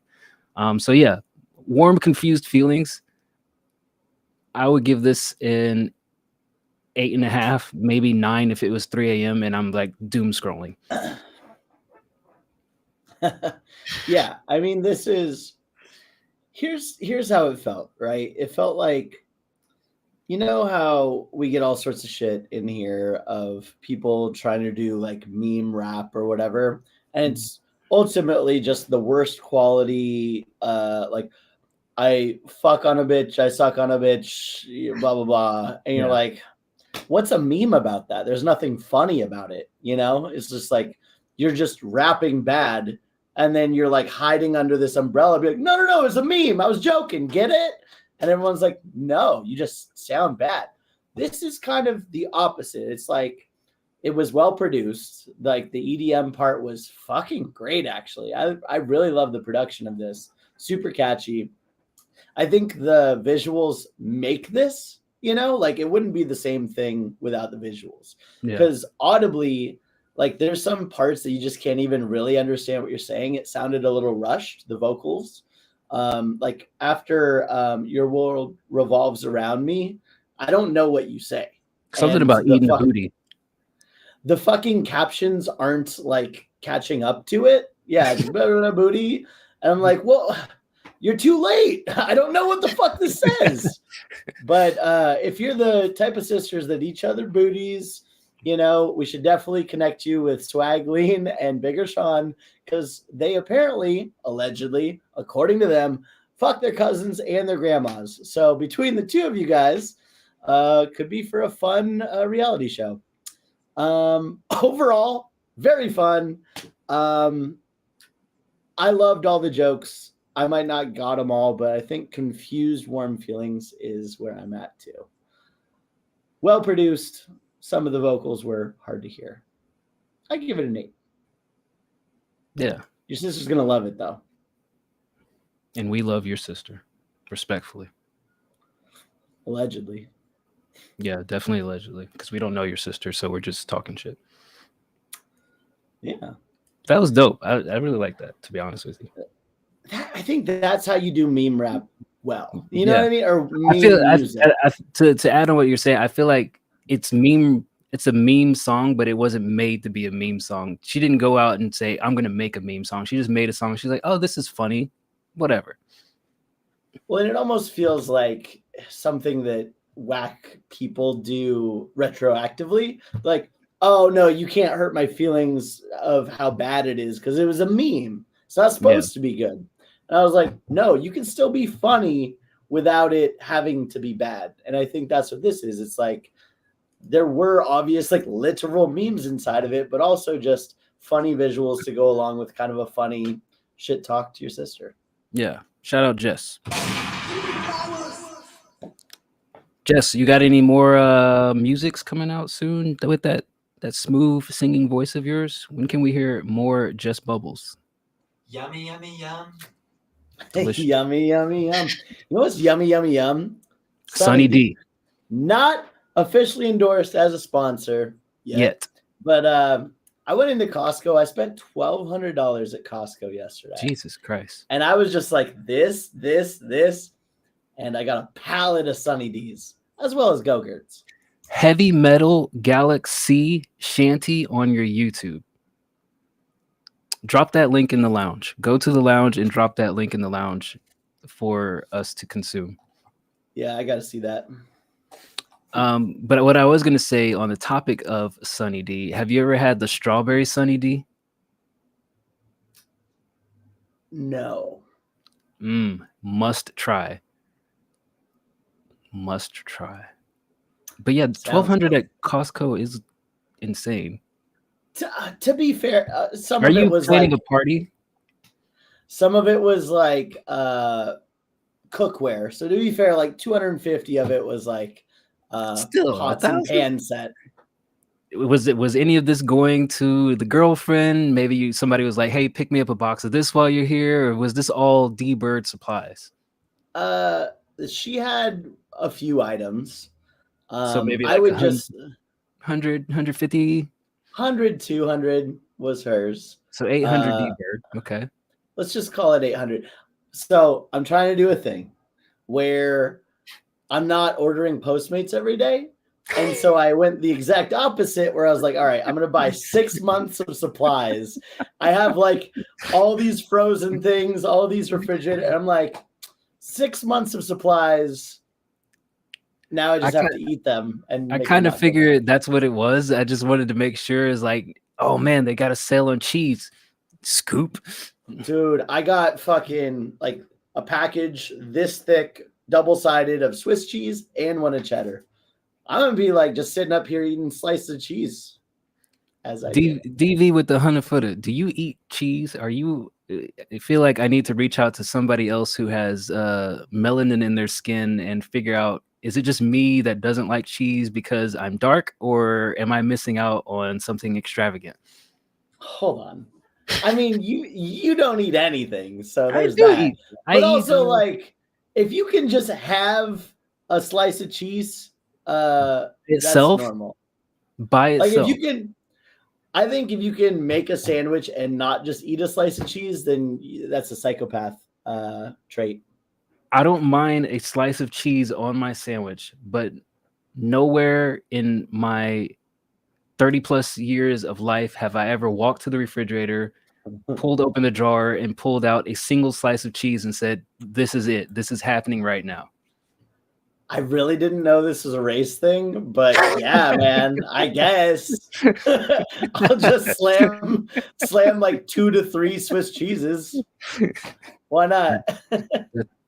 It's wild to me. I'm learning as I grow in my American skin about other people and other cultures, and cheese consumption is one of those things. Hey, just doesn't like crackers. Word. Fuck them crackers. That's a bar. That's more of a Ray Stans bar. Ray's the cracker guy around here. Pun intended. I will say a Ritz cracker, like you can fold a slice of cheese into 4s, and then you have 4 Ritz crackers, match them perfectly. That's dinner, baby. Cooking. Watch out, Gordon Ramsay. I was gonna move off of this shit, but hold the fuck on. Fold up the slice of cheese in between. Yeah! I'll do the hold on. I'll do the spray can cheese in between some Ritz crackers, but I'm not folding up a fucking piece of square cheese and putting it between some crackers. Oh, it's so crazy. It's so crazy. Yes, it is crazy. This is a wild concept to me. No meat, no like ham, no turkey in between, just cheese and crackers. Cheese and crackers, yeah. It's called charcuterie. Look it up. I fucking hate that word. This server single-handedly made me hate that word. For what it's worth, I was the originator. I had it on a bar and it was like, I want to rhyme charcuterie with something. Yeah, you did the shit and you started this fucking pandemic of everybody's got to put charcuterie in every fucking song that they do. I hate you for that forever, even though I love and respect you. Because it's the best. Charcuterie are great. Fuck out of here. All right, whatever. All right, we're off this cheese shit. Next up, we got a tip from the Fallen Dove. Got this song here, Starlight Diamonds, ! Starlight Diamond.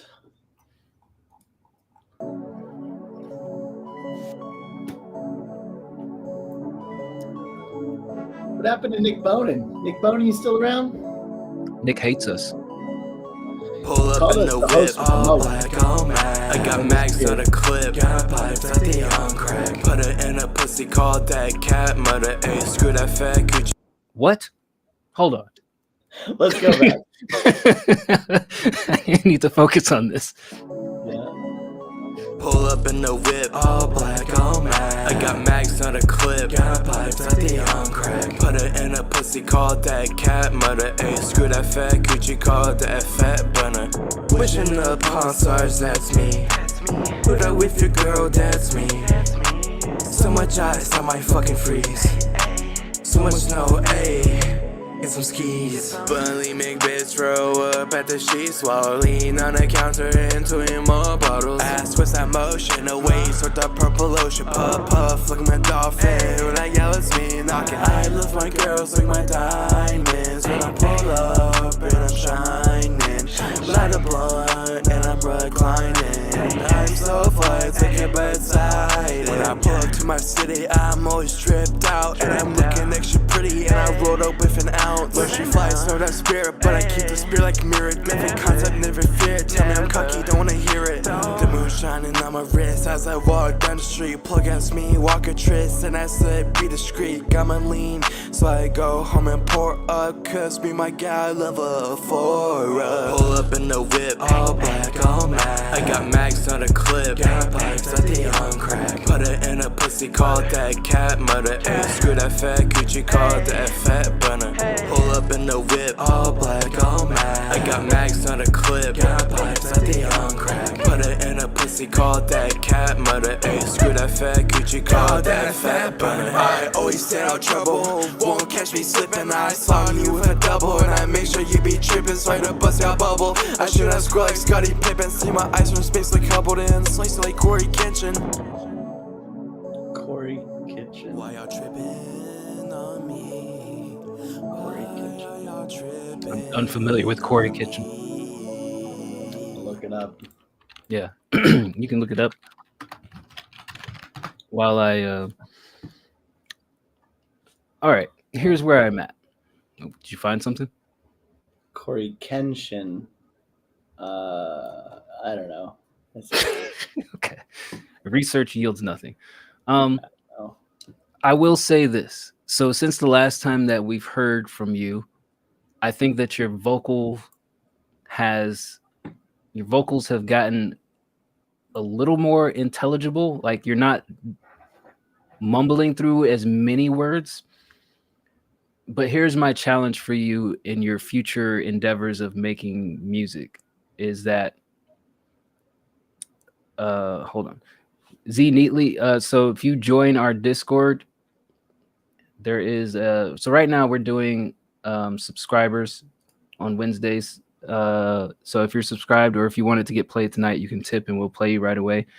But if you join our Discord, there is a feedback channel called Free Feedback Queue, and we'll listen to it on Sunday morning, 10 a.m. Central Time. You can convert it to your appropriate time zone from there. But welcome to the show. So Fallen Dove. Vocals a little bit more intelligible. Here's my challenge to you in your music career. I would say make 10 songs in a row where the only effects that you use on it is an EQ and a compressor. Yes. All these other things that you put on your vocals, whether it be for stylistic effect or whether it be to accentuate things, learn how to do without. Learn how to not rely on your plugins to make your song sound the way that you want it to sound. And also write songs to topics that mean nothing to you. And when I say that, I know that all of your songs probably originate from some idea or some abstract concept that you want to like holistically achieve. And I just think that your music needs to be more digestible. Like you need to make something that people can consume and listen to and not wonder, why the fuck is this guy sticking a gun in some person's vagina? Simple as that. Like, I think you need to like dial back from the effects and dial back from the super specific, I want to make a song about this weird stuff. Not saying that you're weird or the topics are weird. Just saying in general, like somebody else would listen to this like, oh, that's weird. Like quirky, it's more a better word. But like take off the effects. Make a song about like your fucking car. Make a song about like the tree outside your house. Like just make super simple music. Like start from square one. Like let's go back to the basics. Start from square one. Make 10 songs with no effects, just about the most simplistic things that you can. Build on top of that, because I think that you're so focused, like you have this vision in your head that you're trying to achieve because you have this like idea that came to you in the middle of the night, or you know, when you were geeked up and you're like, oh, I want it to sound this way and I want to say this super, you know, quirky line about how like the bullets out of the magazine fall into her vagina and then she's dripping titty milk on my hands and I'm throwing it in the air and splashing it. Like you say all these like super out of the pocket. Hold on, go slower. I'm writing this down. He's trying to write these lyrics down. I say you're saying all these like super out of the pocket things, and I think like maybe if you just like regroup and start from the basics, like it'll help you like figure out like how do I make these really specific ideas that I have in my head work. Because like it's like when you think faster than you talk, that's what I feel like is happening with your music. Your thoughts are faster than it's processing vocally or sonically, however you want to put it. I'll give it a 4. Yeah, I don't know how many times I've said it, but take the fucking effects off. Dice heard it too. Like the effects on the voice is making it so much worse. So much worse. For what it's worth, I do think you sounded more confident on this one. For what it's worth, you know, it sounded like there was like a delivery underneath all the very, very shitty effects that was good, and I saw progress. So I would just say, like I've been saying, take the fucking effects off. I think you'll have a better song. I like Dice's suggestion of like trying to write about something outside of what your usual comfort zone is. You know, it kind of feels a little bit like, you know, maybe you find shock rap or meme rap as the inspiration and you're like, I just want to say crazy shit. That's fine. Like there's a place for that. I think what we're trying to do is say you can become even better at what you're trying to do if you push yourself a little bit outside of that comfort zone, because right now it's basically just been a plateau that you haven't been able to break through. And I think once you stop doing what you're used to doing, which is writing crazy shit, slapping just 1,000 effects on it, and your voice gets auto-tuned to all fuck, it's like if you stop doing that, then we'll have something more to build from. So that's my biggest feedback, is kind of just echoing what Dice said. This song, I'd give it a 3 with a asterisk of like, I heard some confidence, I heard some good delivery, and I think if you didn't have all the effects you always put on it, it could have got a higher rating. Yeah, but that's it did one thing. Crack your voice a couple times, right? Yeah, that's one good key thing that I heard. I definitely sound more confident. But yeah, I think when Bird and I like listen to a lot of people in the community over and over again, and we kind of like get on our soapbox for a second, it's not because we want to like ream into people. It's like, hey, we hear you're hitting this plateau recently. Like everything sounds the same. Maybe try this or maybe try that. That's kind of where our heads are at right now. Is like, okay, we've been on this plateau for a while now. How do we get off of it? Or, you know, how do we jump to the next level? Yeah, but I do love the confidence. All right. Couple more things left, I guess. Got some American Josh, Standing in the Rain, and then we have Rogue Jepsen's Tinder Profile. Hopefully we'll be back in time. All right. Here is Standing in the Rain. Let's go. That's right, Josh. Let's go!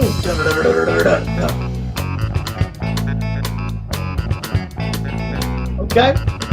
Let's hear it. I've been standing in the rain. It's getting cold, but I ain't feel no pain. My baby's at home, warm and dry. Another tease forming in her eye.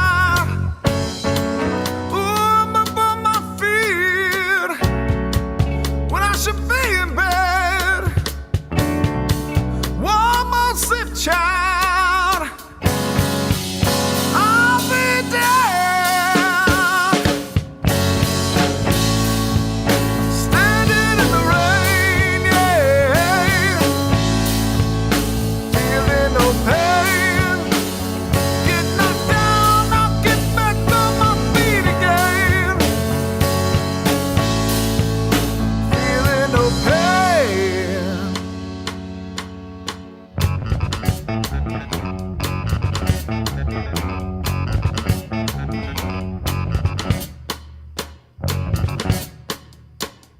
Out all night, empty bottles and empty cans. Thanks for the follow, Gio. Thank you. I know she can do so much better than me. I don't know why she don't let this poor boy be. Yeah. Ooh, I'm up on my feet when I should bed. Chris Cornell, thank you. Audio more Slave, sleep, yes. child. 100%. I'll be down. Standing in the rain, yeah. Feeling no pain. Get knocked down, I'll get back on my feet again. Feeling no pain. Feeling no pain. Do it again.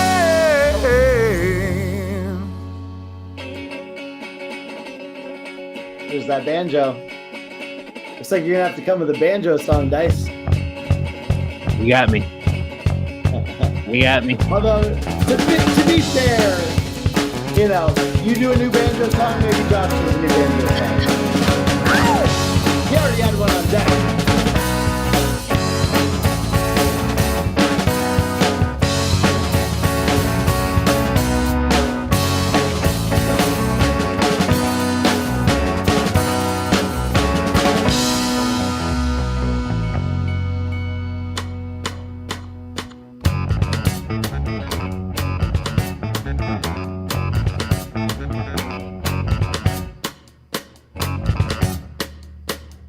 Now I got a baby at home. I don't know if I'm gonna see him grown. I hope he lives right and not like I've done. Maybe be just another son of a gun. Yeah. Ooh, I'm up on my feet when I should be in bed. One more sleep, child. Who cares if I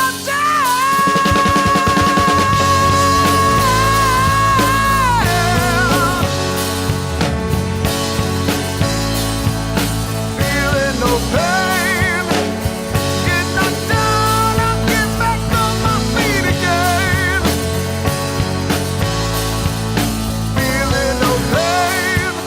Feeling no pain. Feeling no pain. All right, that was American Josh, Standing in the Rain. D-Bird, this one was for you. What did you think? Me? For you. Oh, thanks for making the song for me, Josh. Look, that's kind of what I was thinking the last time was when I said, oh yeah, kind of that grunge sound. Chris Cornell nailed it on the head. I fucking love Audio Slave, some of my favorite songs. And you do definitely have a Chris Cornell voice. Like, that is such an insane gift that you have. So don't fucking waste it. As far as this song, man, it's tough because, like, objectively, the vocals are so good that they're kind of like, all right, I can ignore a lot of the stuff that I didn't like about the instrumental because the vocals are so strong. But specifically speaking about the instrumentation, it again felt like the piano was a little muddy and kind of clashed with that bass guitar. It kind of felt like the percussion was really just, it almost acted as a metronome, you know? And then the bass and horn part, like it kind of felt like a Seinfeld theme song. And I'm only saying this from a perspective. It's not that I didn't like it, right? Like, I think overall, gun to the head, what's your rating, D-Bird? I want to say 8, and then I'm like, but the instrument 7. So I'll split the difference, say 7.5. But the instrumentation's killing you, man. I think I'd love to connect you with MCD in the Discord. He has a ton of like rock instrumentals. We have other people in the Discord who, make some rock music. I'd love for you guys to start working together and hear what you can do over something that, again, might not be in your comfort zone, right? Maybe somebody else produces a beat, you sing over it, maybe you work together on something. I'd love to see that because I do think that right now, from the couple of songs that I've heard, there's bits and pieces of the instrumentation that just drags it down for me. Yeah, I think great voice. Like again, I think there's something to be done as far as the mixing, and maybe it's just like with this project in general, where the vocals seem to get a little bit lost in the instrumentation. I think for me, like this song threw me off with the pacing of it. Like on the one hand, it'll be like a slow, steady tempo, then it speeds up and then it slows back down. I think that aspect of it kind of threw me off. Is like the the instruments in this particular song didn't quite resonate with me like some of your previous songs, or even if didn't resonate with me, I could at least get the gist of it. I think the pacing of this one is kind of what threw me off altogether. But like Bird said, if gun to my head, if I had to get a rating, I would be 7. Like I can, obviously there's talent there, obviously there's skill there. It's just a matter of, does it have that sticking factor? And I feel like this one is one of those ones where it has to be the right audience, right time. Like it's not a general consumption song, but there's still talent to be said there. So, objectively, I can't take away from the talent, but like subjectively, like if I threw this at 100 people, maybe like 20, 30 would probably like it. That's kind of where I'm at with this. So, for me, I don't think the vocal mix was bad. I think the vocals sit really well over everything. I think it was the instrumentation mix sounded like the piano kind of felt a little muddy. And then the percussion, especially one of my favorite parts was when everything kind of slowed down for the chorus and that percussion was kind of hitting. Like that was great, but also like the percussion wasn't coming. It wasn't as present as maybe I wanted it to be in the mix. So tell me, Dice, like, were you talking about the mix on the vocals or like just kind of in general, some of the sounds the mix on the vocals, like it feels like he's standing like this far away from his mic, but the band is like right there close to the mic. Like I feel like it could be like boosted, not a lot, but just enough to be a little bit more present alongside of everything else that's playing. Like I said, I don't think it's like too far away. It's maybe like boosted like a decibel and a half, and that's it. Like that, it just sounds slightly far away when I listen to all of his songs. Yeah, I hear what you're saying. I think a lot of that probably is because he's giving himself distance because he knows how to use the power of his voice. So he's probably recording at a fair distance where he can sing without peaking his vocals. But maybe that there's not a lot of compression here that kind of balances that out. Like it needs some sort of vocal leveling so that it would balance out. Well, thanks for stopping by, Josh. I know you gotta go. Shout out. Shout out to Josh. Interesting vocals. Yeah. I'd love to hear, like MCD had his project that he was doing with some of those kind of different styles of rock. I think that they would sound great together. Yeah, we gotta get him up to speed. All that splits and stuff, that's secondary. We can figure all that shit out easy peasy. Yeah. I mean, typically it's like you work with one person, you determine ahead of time. Most people just do 50-50, but yeah, I don't think that's a big deal. All right. Well, now, ladies and gentlemen, is the part of the show that I know you've all been waiting for. That's right. We have a dating profile to review. Oh, so excited. And that dating profile is one of the artists that we've heard earlier in the night, Young Rogue Jepsen. So now let's go through and let's pick apart and dissect what he has out there to get some coochie. So before we start, are we doing like, all right, picture by picture, we giving them a rating, or are we just analyzing the whole feel of the profile and kind of giving that a rating? So he's broken it down like picture by picture and then the profile itself at the end. So we're going to go through each picture and let's give our thoughts on like why this works, why it doesn't work.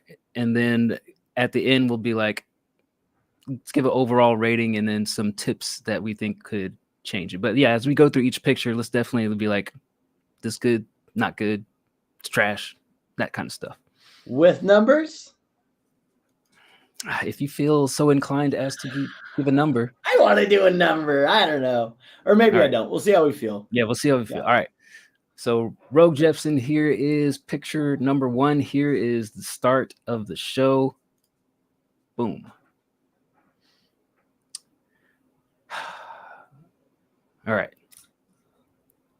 All right. So let me get there. There we go. There we go. So right off the bat, bad first picture because you never want to have more than one person in the first picture. And Who a the lot fuck of is this other guy? times, I think that's Mailbox Spider. Well, I know who it is, but that's what the nice young lady's what like. people will say. Who the fuck is this guy? Which one are you and who is that guy? Yeah, that's going to be what they say. And again, kind of the same feedback that we gave for your song. Nobody knows the fucking context, Rogue. So because, do every international Disney and Universal theme park, they don't know that was from you at Disney. That's a connection you made in your head. They just see, okay, there's 2 dudes here. What the fuck is this next? And they won't even go to your second picture. Like Gray Baby even messaged me to the side just now, and he's like, "Are they gay? I don't know. Like, should I be interested or should I, not be interested?" Please read his bio again. Bio again? Okay. I guess she wants your reading of his bio. Do every The first item on my bucket list is do every international Disney and Universal theme park. That's his bio. That's it. I mean, I'm guessing. Okay, it's been a minute since I've been on any dating apps. Shout out Kelsey. She's like, that's it. Yeah, that's it. Yeah, there's got to be like a quippy thing. I'm wondering if he just like maybe took a screenshot of something. No, dude, that's it. That can't be it. That's it. That's it. I'm telling you, I'm looking at these pictures. There's other stuff, but that's it. But maybe when he clicks in to take the screenshot, it just pulled up a thing about him rather than his blur. You guys think okay. If that's not your bio, all I'm saying is that he gave you a screenshot. Maybe when he screenshotted it, you don't have access to his app, right? All right. So not yet. Just saying. Not yet. All right. Well, first off, shout out to Mailbox Spiders. I agree with Bird. No one should lead off with multiple people in the picture. Like, show who you are. Start there. And I'm hesitant to say this because I'm going to alienate myself from a lot of people, but fuck it.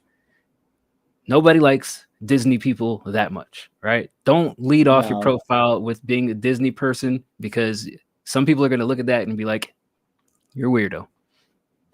Agreed. Do agree.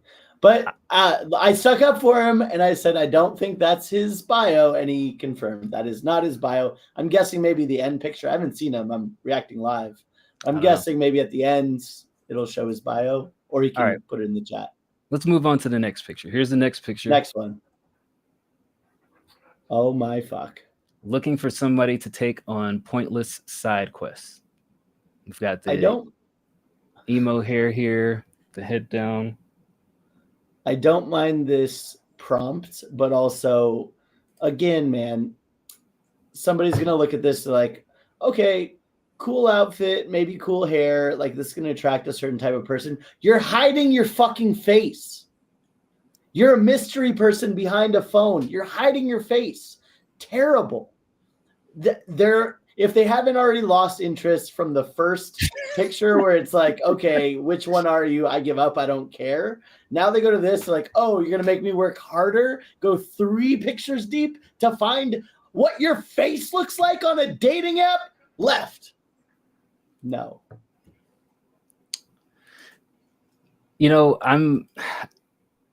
This is okay as like a 4th or 5th pick. Like 4th or 5th. This is okay as a 4th or 5th pick because it shows like, hey, you dress yourself and you're like, I look cute today. Let me snap a selfie.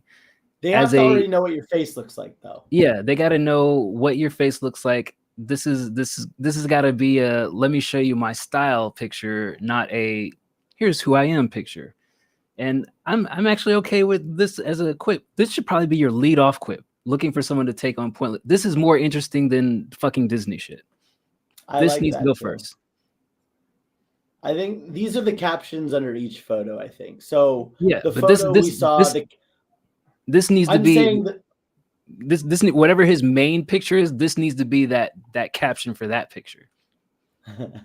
So that first one with him and mailbox spiders, that's why he put Disney, because that's the caption for the photo. He was in Disney with mailbox. Again, no one fucking knows that. Go ahead. Yeah, but he needs to find the perfect like lead off photo, and regardless of the context of the photo, that needs to be the quip. That quip is a good lead off quip. That's a good lead off quip for sure. All right, let's get to the next picture. I'm sure Bird will love this one. Gray Baby, where you been, bro? That was the first picture. God damn it, Gray Baby. If I was so close to the ban button right now, she'd be gone. All right, third picture. Got some Ray stands here. Got some interest. Okay. And weird finger motions. How do I feel? I think feels like a weird angle. It's nice to see you have friends. I think it's better to do like a far away shot rather than like a up raised nose shot. Read what Ray said in the chat. What did he say? I'm way too old to be there in your profile. This is not good. It does kind of feel like who is this gentleman? Not necessarily by the age, but again, it's like, what the fuck is this context? What are they doing? Why? You know? Well, the weird one about this also is it's Ray taking the photo. So if they hadn't pieced together that like you are who you are, it's like, well, why is this guy taking the photo? Is he the one that I'm dating, or is it you? I think you could probably those fingers though. I was gonna say I bet you could crop Ray out, but then you just have two fingers going like this next to you. You could do a little this action here, like like square it out, but then it gets all blurry. I was gonna say that's probably even better because this motherfucker still hasn't looked straight into the camera. But at least you have like, oh, he's doing something musical, right? Like, here's what I'd say. Rogue, here's a better version of that same one with your headphones on, your microphone. Take a fucking selfie, like recording into the mic. It'll look like somebody else took it, but like headphones, mouth open into a microphone. Oh, he does music. Done. Right? This photo's got to go. I agree with Ray. This is not good. As far as the interests, SoundCloud, no. Comedy, sure. Trying new things, sure. Netflix, sure. Singing, sure. Memes, on the fence. Binge watching TV shows, that can stay. Disney's got to go. Art can stay. So SoundCloud, Disney definitely got to go. Find new interests. Trying new things feels like the new age fucking walking on a beach, long walks on the beach. Yeah.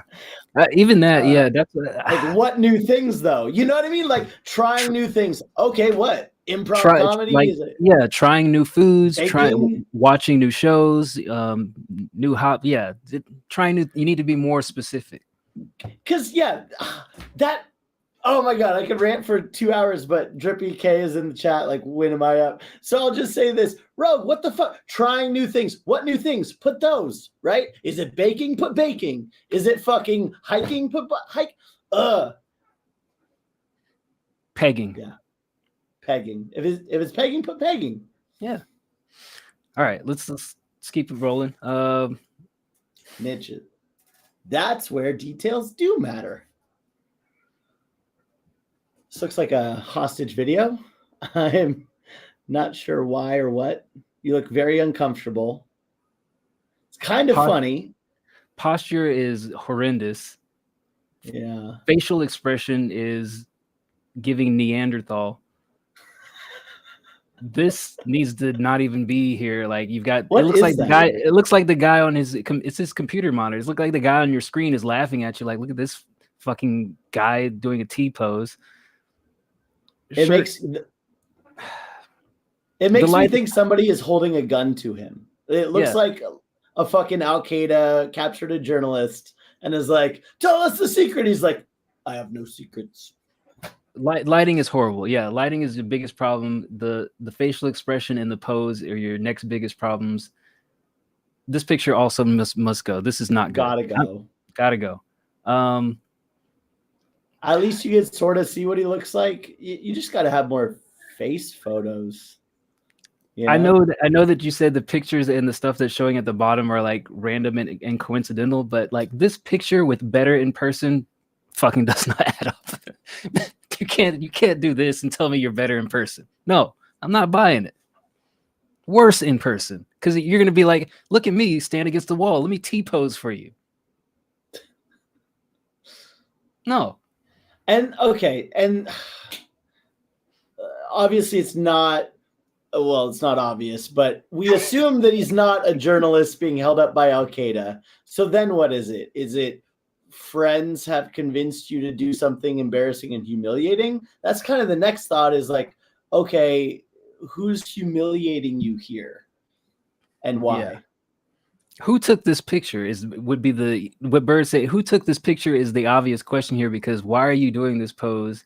And there's no context giving, so it seems off. Out. Get it out of there.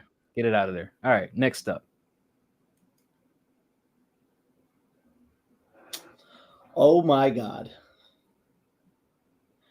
Kind of funny, kind of artsy, but again, not really a good understanding of what this guy's about, right? Who are these people? Who's the girl? Is this his sister? Is it his, ex-girlfriends? Like, these are the thoughts that girls will have, is like, oh, another girl. Now I'm feeling competitive. Who the fuck is that? Right?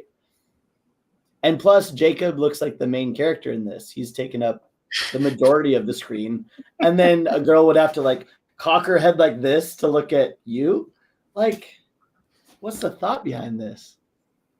Not enough solo pictures. And the one good solo picture, your face was down and concealed by the phone. The other one, you're T-posing and your mom took the picture. And this one, again, more players than necessary for me to be like, I want to give some boob pictures to this guy. Because immediately this tells me, as soon as I send you a picture of my tits, you're going to send it to these two people. That's what this is giving. This tells me there's a group chat with at least these two people in it, and you're going to show them my nipples. My take is that guy down at the bottom is the social media manager. He's the one that's managing this profile, and everyone else is just a side character. Yeah, look, Gray Baby said this is definitely not a get the coochie pick. No coochie. All right, let's get some. I think the one redeeming aspect is this is baller as fuck to say I'm an aerospace engineer at that. Like, you got to lead with that. Like, if somebody asks what do you do or tell me about you, I'll just say I'm an aerospace engineer. That is a definite 10 out of 10 conversation starter, because they're gonna think you're a fucking spaceman, and sure, what you do probably isn't like super interesting or anything, but you lead off with fucking aerospace engineer, wet panties. And here's what I'd also say. Look, Rug, these things can be adjusted, right? Like, you don't have any solo pics. Okay, get some, right? You have an iPhone, I'm assuming, because it's fucking 2025 and everyone does. So, like I said, the microphone you have at home, do the selfie thing, but like, it doesn't even have to look like a selfie. You could be facing this way, get the angle in there to showcase your face talking into the microphone. That will accomplish the music part that you were trying to go for while you obscured your face.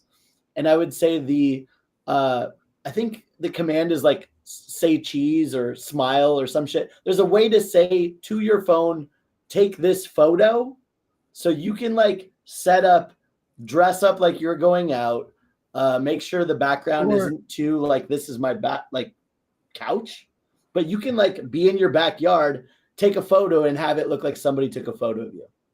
Or get one of these fucking things. Like, just, you got a microphone stand somewhere, get a phone mount, just attach that thing. You don't need a personal assistant to take all your photos for you. Just attach it somewhere. Or hire a photographer, for your music, for your dating, for your everything. Just be like, yo, mom, I need new headshots for work or whatever. So yeah. I know you don't have a yard or anything, but sit on your front stoop. Tell your mom take a picture of you with your arms crossed, like just something. Feels like you're arguing with our great advice. Yeah, go to a fucking deli, go anywhere. Go to a crazy hidden bookstore. Go to a fucking used bookstore, sit amongst the books and look interesting, and then just set up your fucking phone to take a photo. Done. Next photo. I like this one. This is okay. My only beef with this is the stuff down here at the bottom. I would say crop that out. Yeah. And just have you. This is finally a picture of you, like with some personality into it. Still not a lead off photo, but definitely a good second, it's third, maybe fourth photo. Yeah, this one's dope. I agree. Cut off the bottom, forget that fucking blue thing that's ruining it, and just have that, like, I'm having fun. This is like a second or third photo.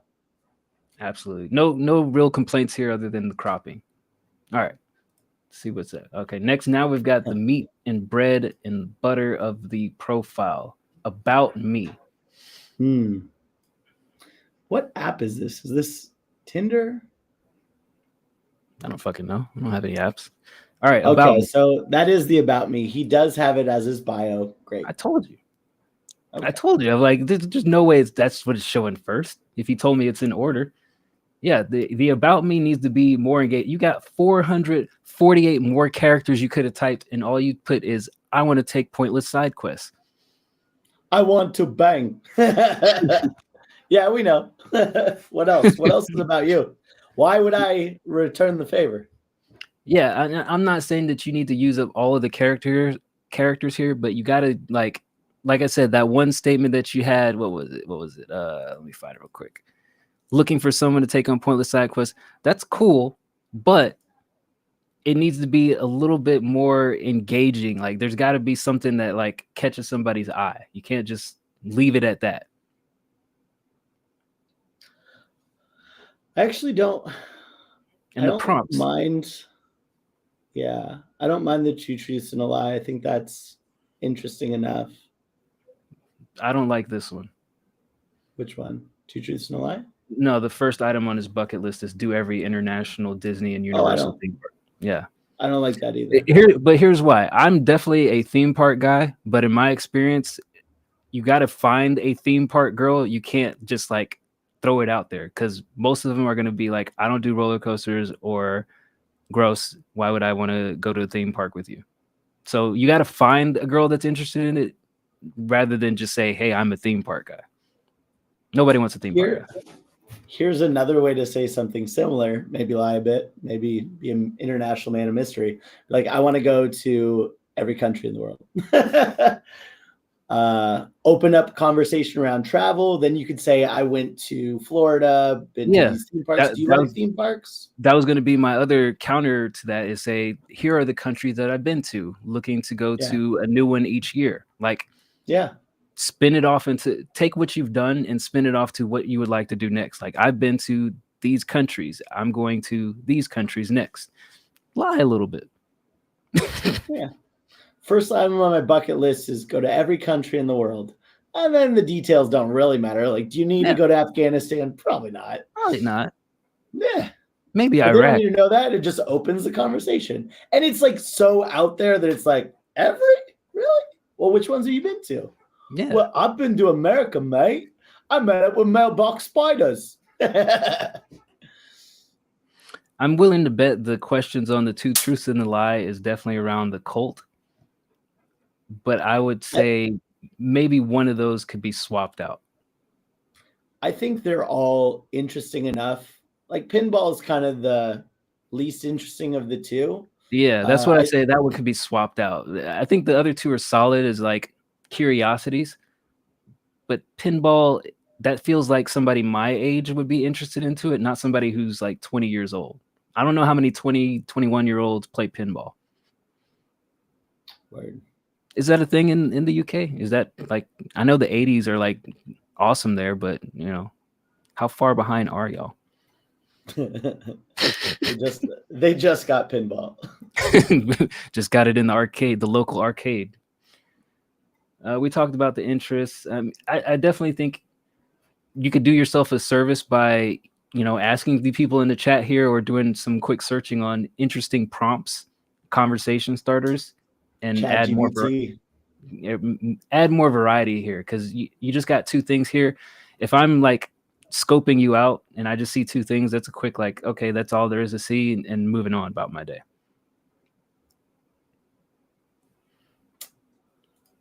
Next up, info about you. Okay, no pronouns, so you're not a him, her person. No height. Unless I was just gonna say, unless your height is like egregiously short, which I don't think we've ever met in person, I kind of think you should put it. You should put it. I think a lot of girls will see that and be like, I don't know. Yeah. I don't want to gamble. You definitely should put it, for the simple fact of if they ask you and it isn't where they want you to be, they're definitely not going to message you back. So, you know, you eliminate all that bullshit right out of the way. Like, I'm this tall, and anybody who doesn't like it, fuck off. Yeah. Right. I agree completely. I told him this yesterday where he had long-term, because he was talking about he doesn't do moms. And I'm like, what? Moms are great. Fuck out of here. I would say get rid of the but short-term. Okay. Like, based on everything that you said, you want something long-term. So show that commitment. Go for the mom group. Go for people who want long-standing stuff. Otherwise, I would say pick one or the other here. Like, you're straddling the fence. Either you want something long-term or you don't. Pick and choose. 5'8" is a normal height, Rogue. I'm 5'8". I put it in the profile. It's perfect. It's fine. Yeah, it's not like Ray a dick. Ray Stan says he's going to update his bio, say interests are spinning the block, sliding on ops, standing on business, and reading. I love that. Copy that word for word. Use that one. Use that one. Here's another thought, Rogue. Have fun with it, right? Like, your bio right now is just the most, sure, everyone's looking for someone to take on side quests. Yes, it's not offensive, but it's just kind of boring. Like, there's nothing to go off of, right? In improv, they said you didn't give a gift. The gift would be topics of conversation. If a girl matched with you, then she's instantly like, I want to talk about this. I want to talk about that. There's no question of things that you'd have in common or what you look like even, right? I think that's what's missing, is that your interests are a little nebulous. Your, like, what your full look is nebulous. So I think you need better photos. And I think I'm taking a page out of Ray Stan's book. If you have fun with it and just say something super egregious, like sliding on ops, standing on business, and reading, clearly making it a joke, but like, yo, like, I'm hardcore from the streets, whatever. But I also like to cuddle, reading. You know, yeah. Like, it's cute. Speaking of take better pictures, I did miss a picture. So let me circle back real quick, much to my demise, but this definitely has to go. Gotta go. As funny as this photo is on the Discord, this is an inside joke for our Discord, not a profile picture. In a find a potential mate, this is not a good look. There's no woman that's like gonna see this and be like, and it's not like you're a bad looking guy. They're just like, what does this imply, right? He's too high or too drunk. He's on drugs. Like, they don't know you're a stranger, right? Yeah. You have a Dr. Pepper in front, so you're probably drinking. So how often do you drink? How often do you get that fucked up? What's wrong with you? Questions. Nobody sees this and say, I want to sit on his face is really the bottom line here. They'll just say, what's wrong with his face? I think it's a funny, like, because we all know and love you. So we're like, oh yeah, he was sleepy, sleep deprived. We know the context. Again, you need to know the context for this to make any sense. Yeah. Main takeaways, take better pictures. And I'm not even a big picture taker, but take better pictures that are quality and not just like happen chance. Like, don't just say, oh, I'm going to stop in the mirror and take a selfie. Like, be intentional about it. Include your face. Even if you feel goofy doing it, I promise you it'll work itself out. Here's what I genuinely believe. I think that there is someone out there for everybody. I think confidence is attractive. It's like the number one, thing that attracts girls is confidence. So the more funny and confident you can portray yourself in your description, you have 448 characters to do that. Work it, ChatGPT, whatever suggestions, I don't know, work it. But same thing with the photos. Like, don't be afraid of your face. Don't be afraid of showing your full body in clothes, right? Have a photographer take new photos or get creative yourself. But you need new photos. Hell yeah. Of you smiling and the camera is on you. You're not a stranger from down the street that some weirdo took a fucking hidden private photo of. All right. So looking at lifestyle, a couple things stand out to me. This is fine. This is fine. Why did you refuse to answer how often do you smoke? Seems weird. I don't know. Work out sometimes. When was the last fucking time you worked out? That's just a curiosity for me. Rest of this is fine. I don't know. It feels like you can do more here. Like you're being cagey. I've heard this word used oftentimes, and it's a word that people don't like being called, but it's what I'm going to call you. You're being cagey. Like you're avoiding giving information, and it gives off like this guy is hiding something. Like, and I'm not saying that you necessarily need to tell everybody your whole life story out the gate, but definitely like the more that you divulge, the more that somebody can process it and make a decision. And it feels like you only answer things that are beneficial to you and there's no risk. People are attracted to risk. If there's no risk, there's no reward. So you didn't take any risk here, and therefore like they don't know what to ask you about. Why would they fucking ask you anything? You didn't tell them anything to ask you about. Yeah. I mean, that's a good point. I think, like that's just sitting there idle. The whole purpose of this is like giving people other reasons to connect with you and start a conversation. And going out your weekends, you and your phone obviously aren't the ones for you, but music or, live streaming, gaming, like sure, on a profile, will gaming get every, Britney in the world? No. But also the girls that are interested in what you're interested in, isn't that what you're looking for anyways? You're interested in long-term, not short. So you want matching interests, right? So it doesn't hurt to put your authentic self out there, as scary as that is. Yeah. So that's his profile in full. Ask me about my meth empire on Schedule One. Definitely a good conversation starter. Even if they don't know, even though they're not a gamer, like, okay, now you're in the door. Now you can do something else. You can pivot somewhere else to get their attention. Yeah. Do you play any games? Oh, before you know it, you're playing games together. Oh, before you know it, you're fucking scissoring. God damn, we're good at this. More people should have us do this, right? We should start a consulting agency, White Collar Dating. I missed the screen. Which one? Done. Oh man, I like that.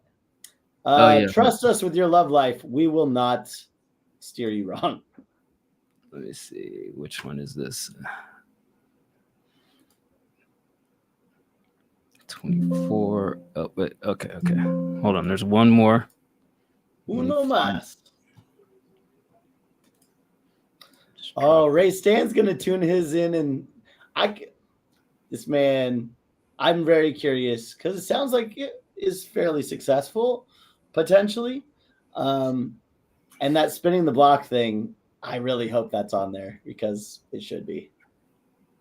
I mean, there's nothing here for me to really critique. It just has your Spotify anthem and your top artists. I mean, there's something to be said about like, what your music tastes give off at the end of the day. But I think with everything else that you have,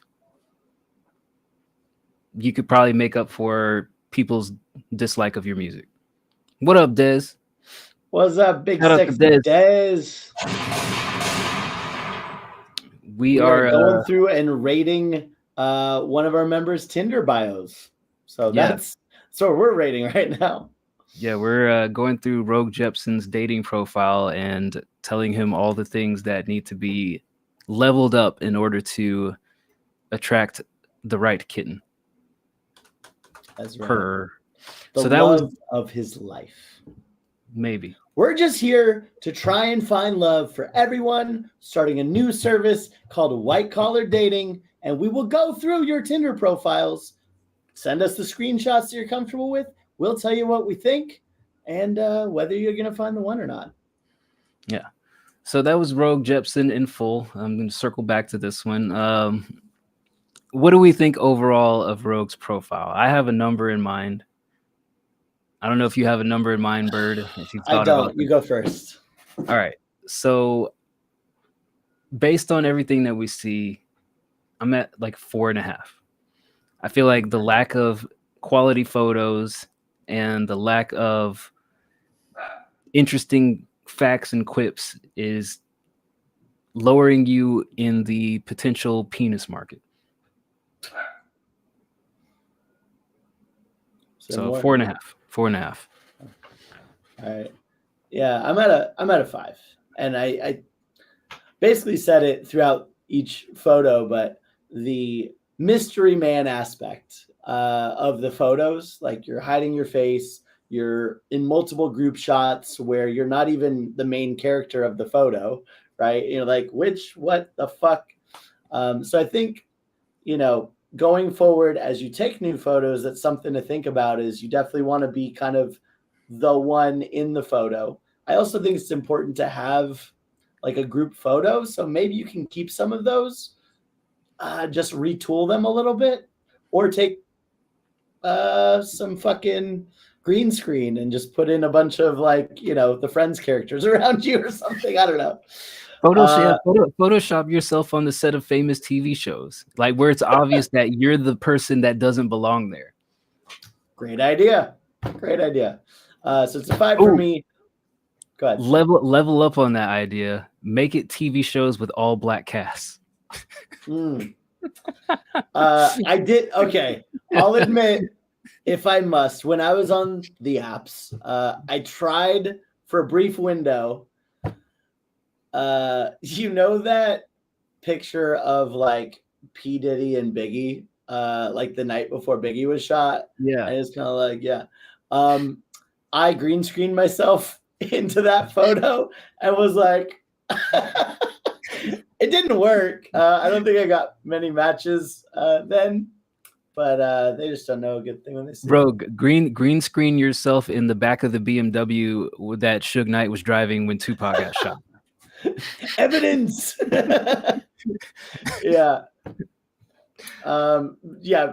In the back of a Billie Eilish concert, just doing that pose. Yeah. But yeah, I think that's the main overarching thing here is just better photos, a little bit more details, and less Disney. Way less Disney. And again, like I think the bio is kind of where you get a chance. Like it has to be, I'd say it doesn't have to be, but I would suggest for you at least 3 sentences. Give yourself a little bit, give people a better understanding of who it is you are, what you're all about. So ultimately, you're looking for long-term. Put it out there. Or, like I said, if you can't find long-term, maybe give it a couple months. Look for short-term. Find a fling and convince them that you're the one. Or you could say you're into long-term and just ghost them all after the first date. Yeah. I mean, I think let's talk about strengths versus weaknesses, Dice. What are Rogue's strengths? Well, let's just talk about the strengths. What strengths do we want to portray? I think music, for sure.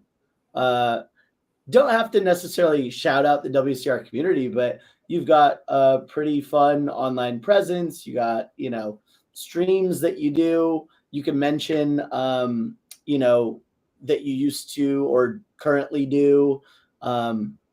Fun review shows of bad music, like the Tuesday show. You could say, you stream with some of your other blokes, bad music, and kind of joke about it with your friends. That's interesting, right? Yeah.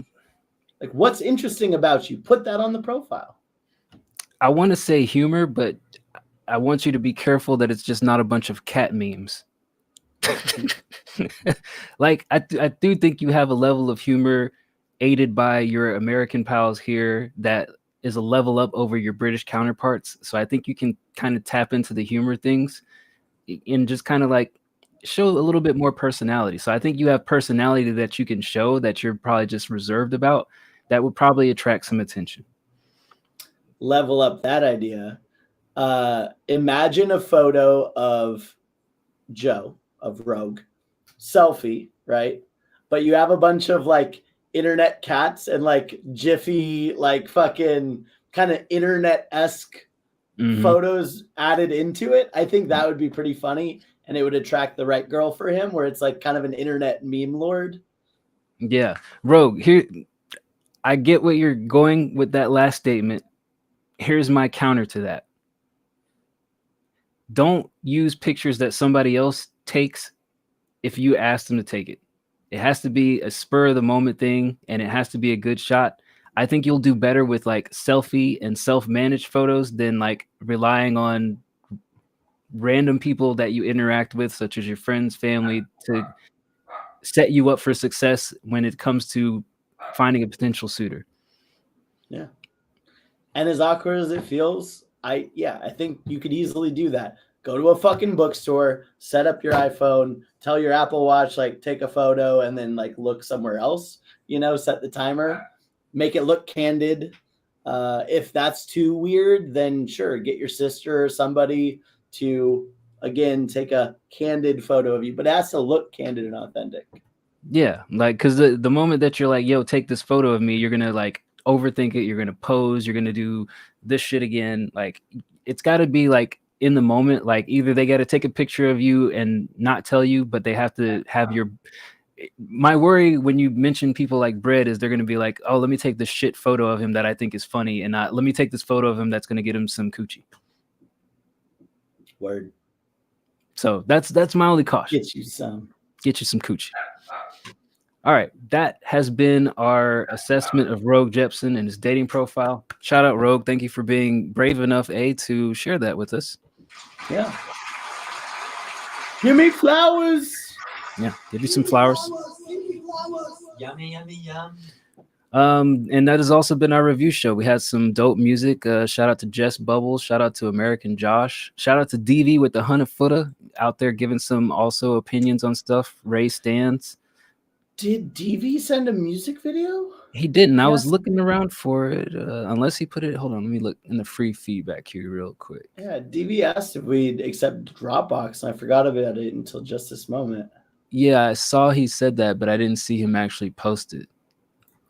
Yeah, he didn't post it. But we'll find it.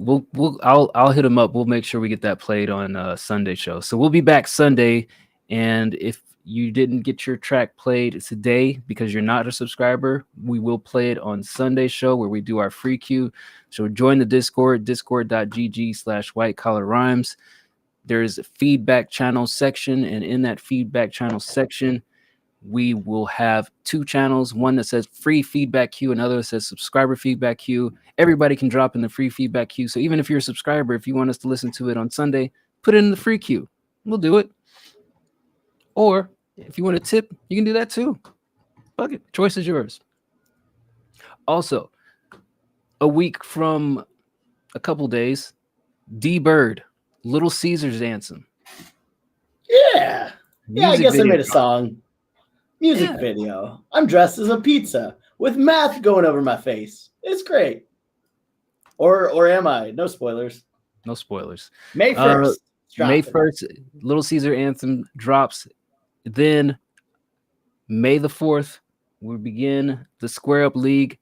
If you haven't signed up, there's still space for it. We will make space. We've got over 30 artists that are signed up to compete in our song versus song league. It's not an elimination tournament. It's not a, compete 1 week, you're eliminated competition. It's not a show that goes 6 hours. It's not Song Wars. This is a endurance. You're going to be tested with different topics each week. a couple of the weeks you're going to get a beat and you're going to have to figure out your own topic, all in the name of figuring out who is the best artist on our Discord. So if you think you've got the hot stuff, show up and prove it. We'll be keeping track of the records. We'll also be keeping track of the votes. So if at the end of the season there's people with tied records, maybe 2 people went 6-0, how many votes did you get? Are you really getting the votes? So sign up. And if you don't sign up and you just want to listen to some awesome music, spectate. Fair enough. That's fun too. Honestly, like, I wish that this shit existed when I was like a young pimple-faced teen just trying to get into independent underground hip-hop. You know how many shitty to mediocre to great independent artists that I have on my old computer that will never see the light of day because that computer's in a landfill? I downloaded a lot because I just like to hear my peers. And now you get a chance to do it yourself and have your voice heard. Yeah. But we're going to get out of here. So I'm going to go ahead and raid the Ghost House. Shout out to the Ghost House over in Colorado. They do music feedback and stuff as well. Shout out to Rich. So take a listen to them. If you got songs you want them to play, certainly we'll play it. And until Sunday, we'll see you guys on the flip side. Adios. Peace out.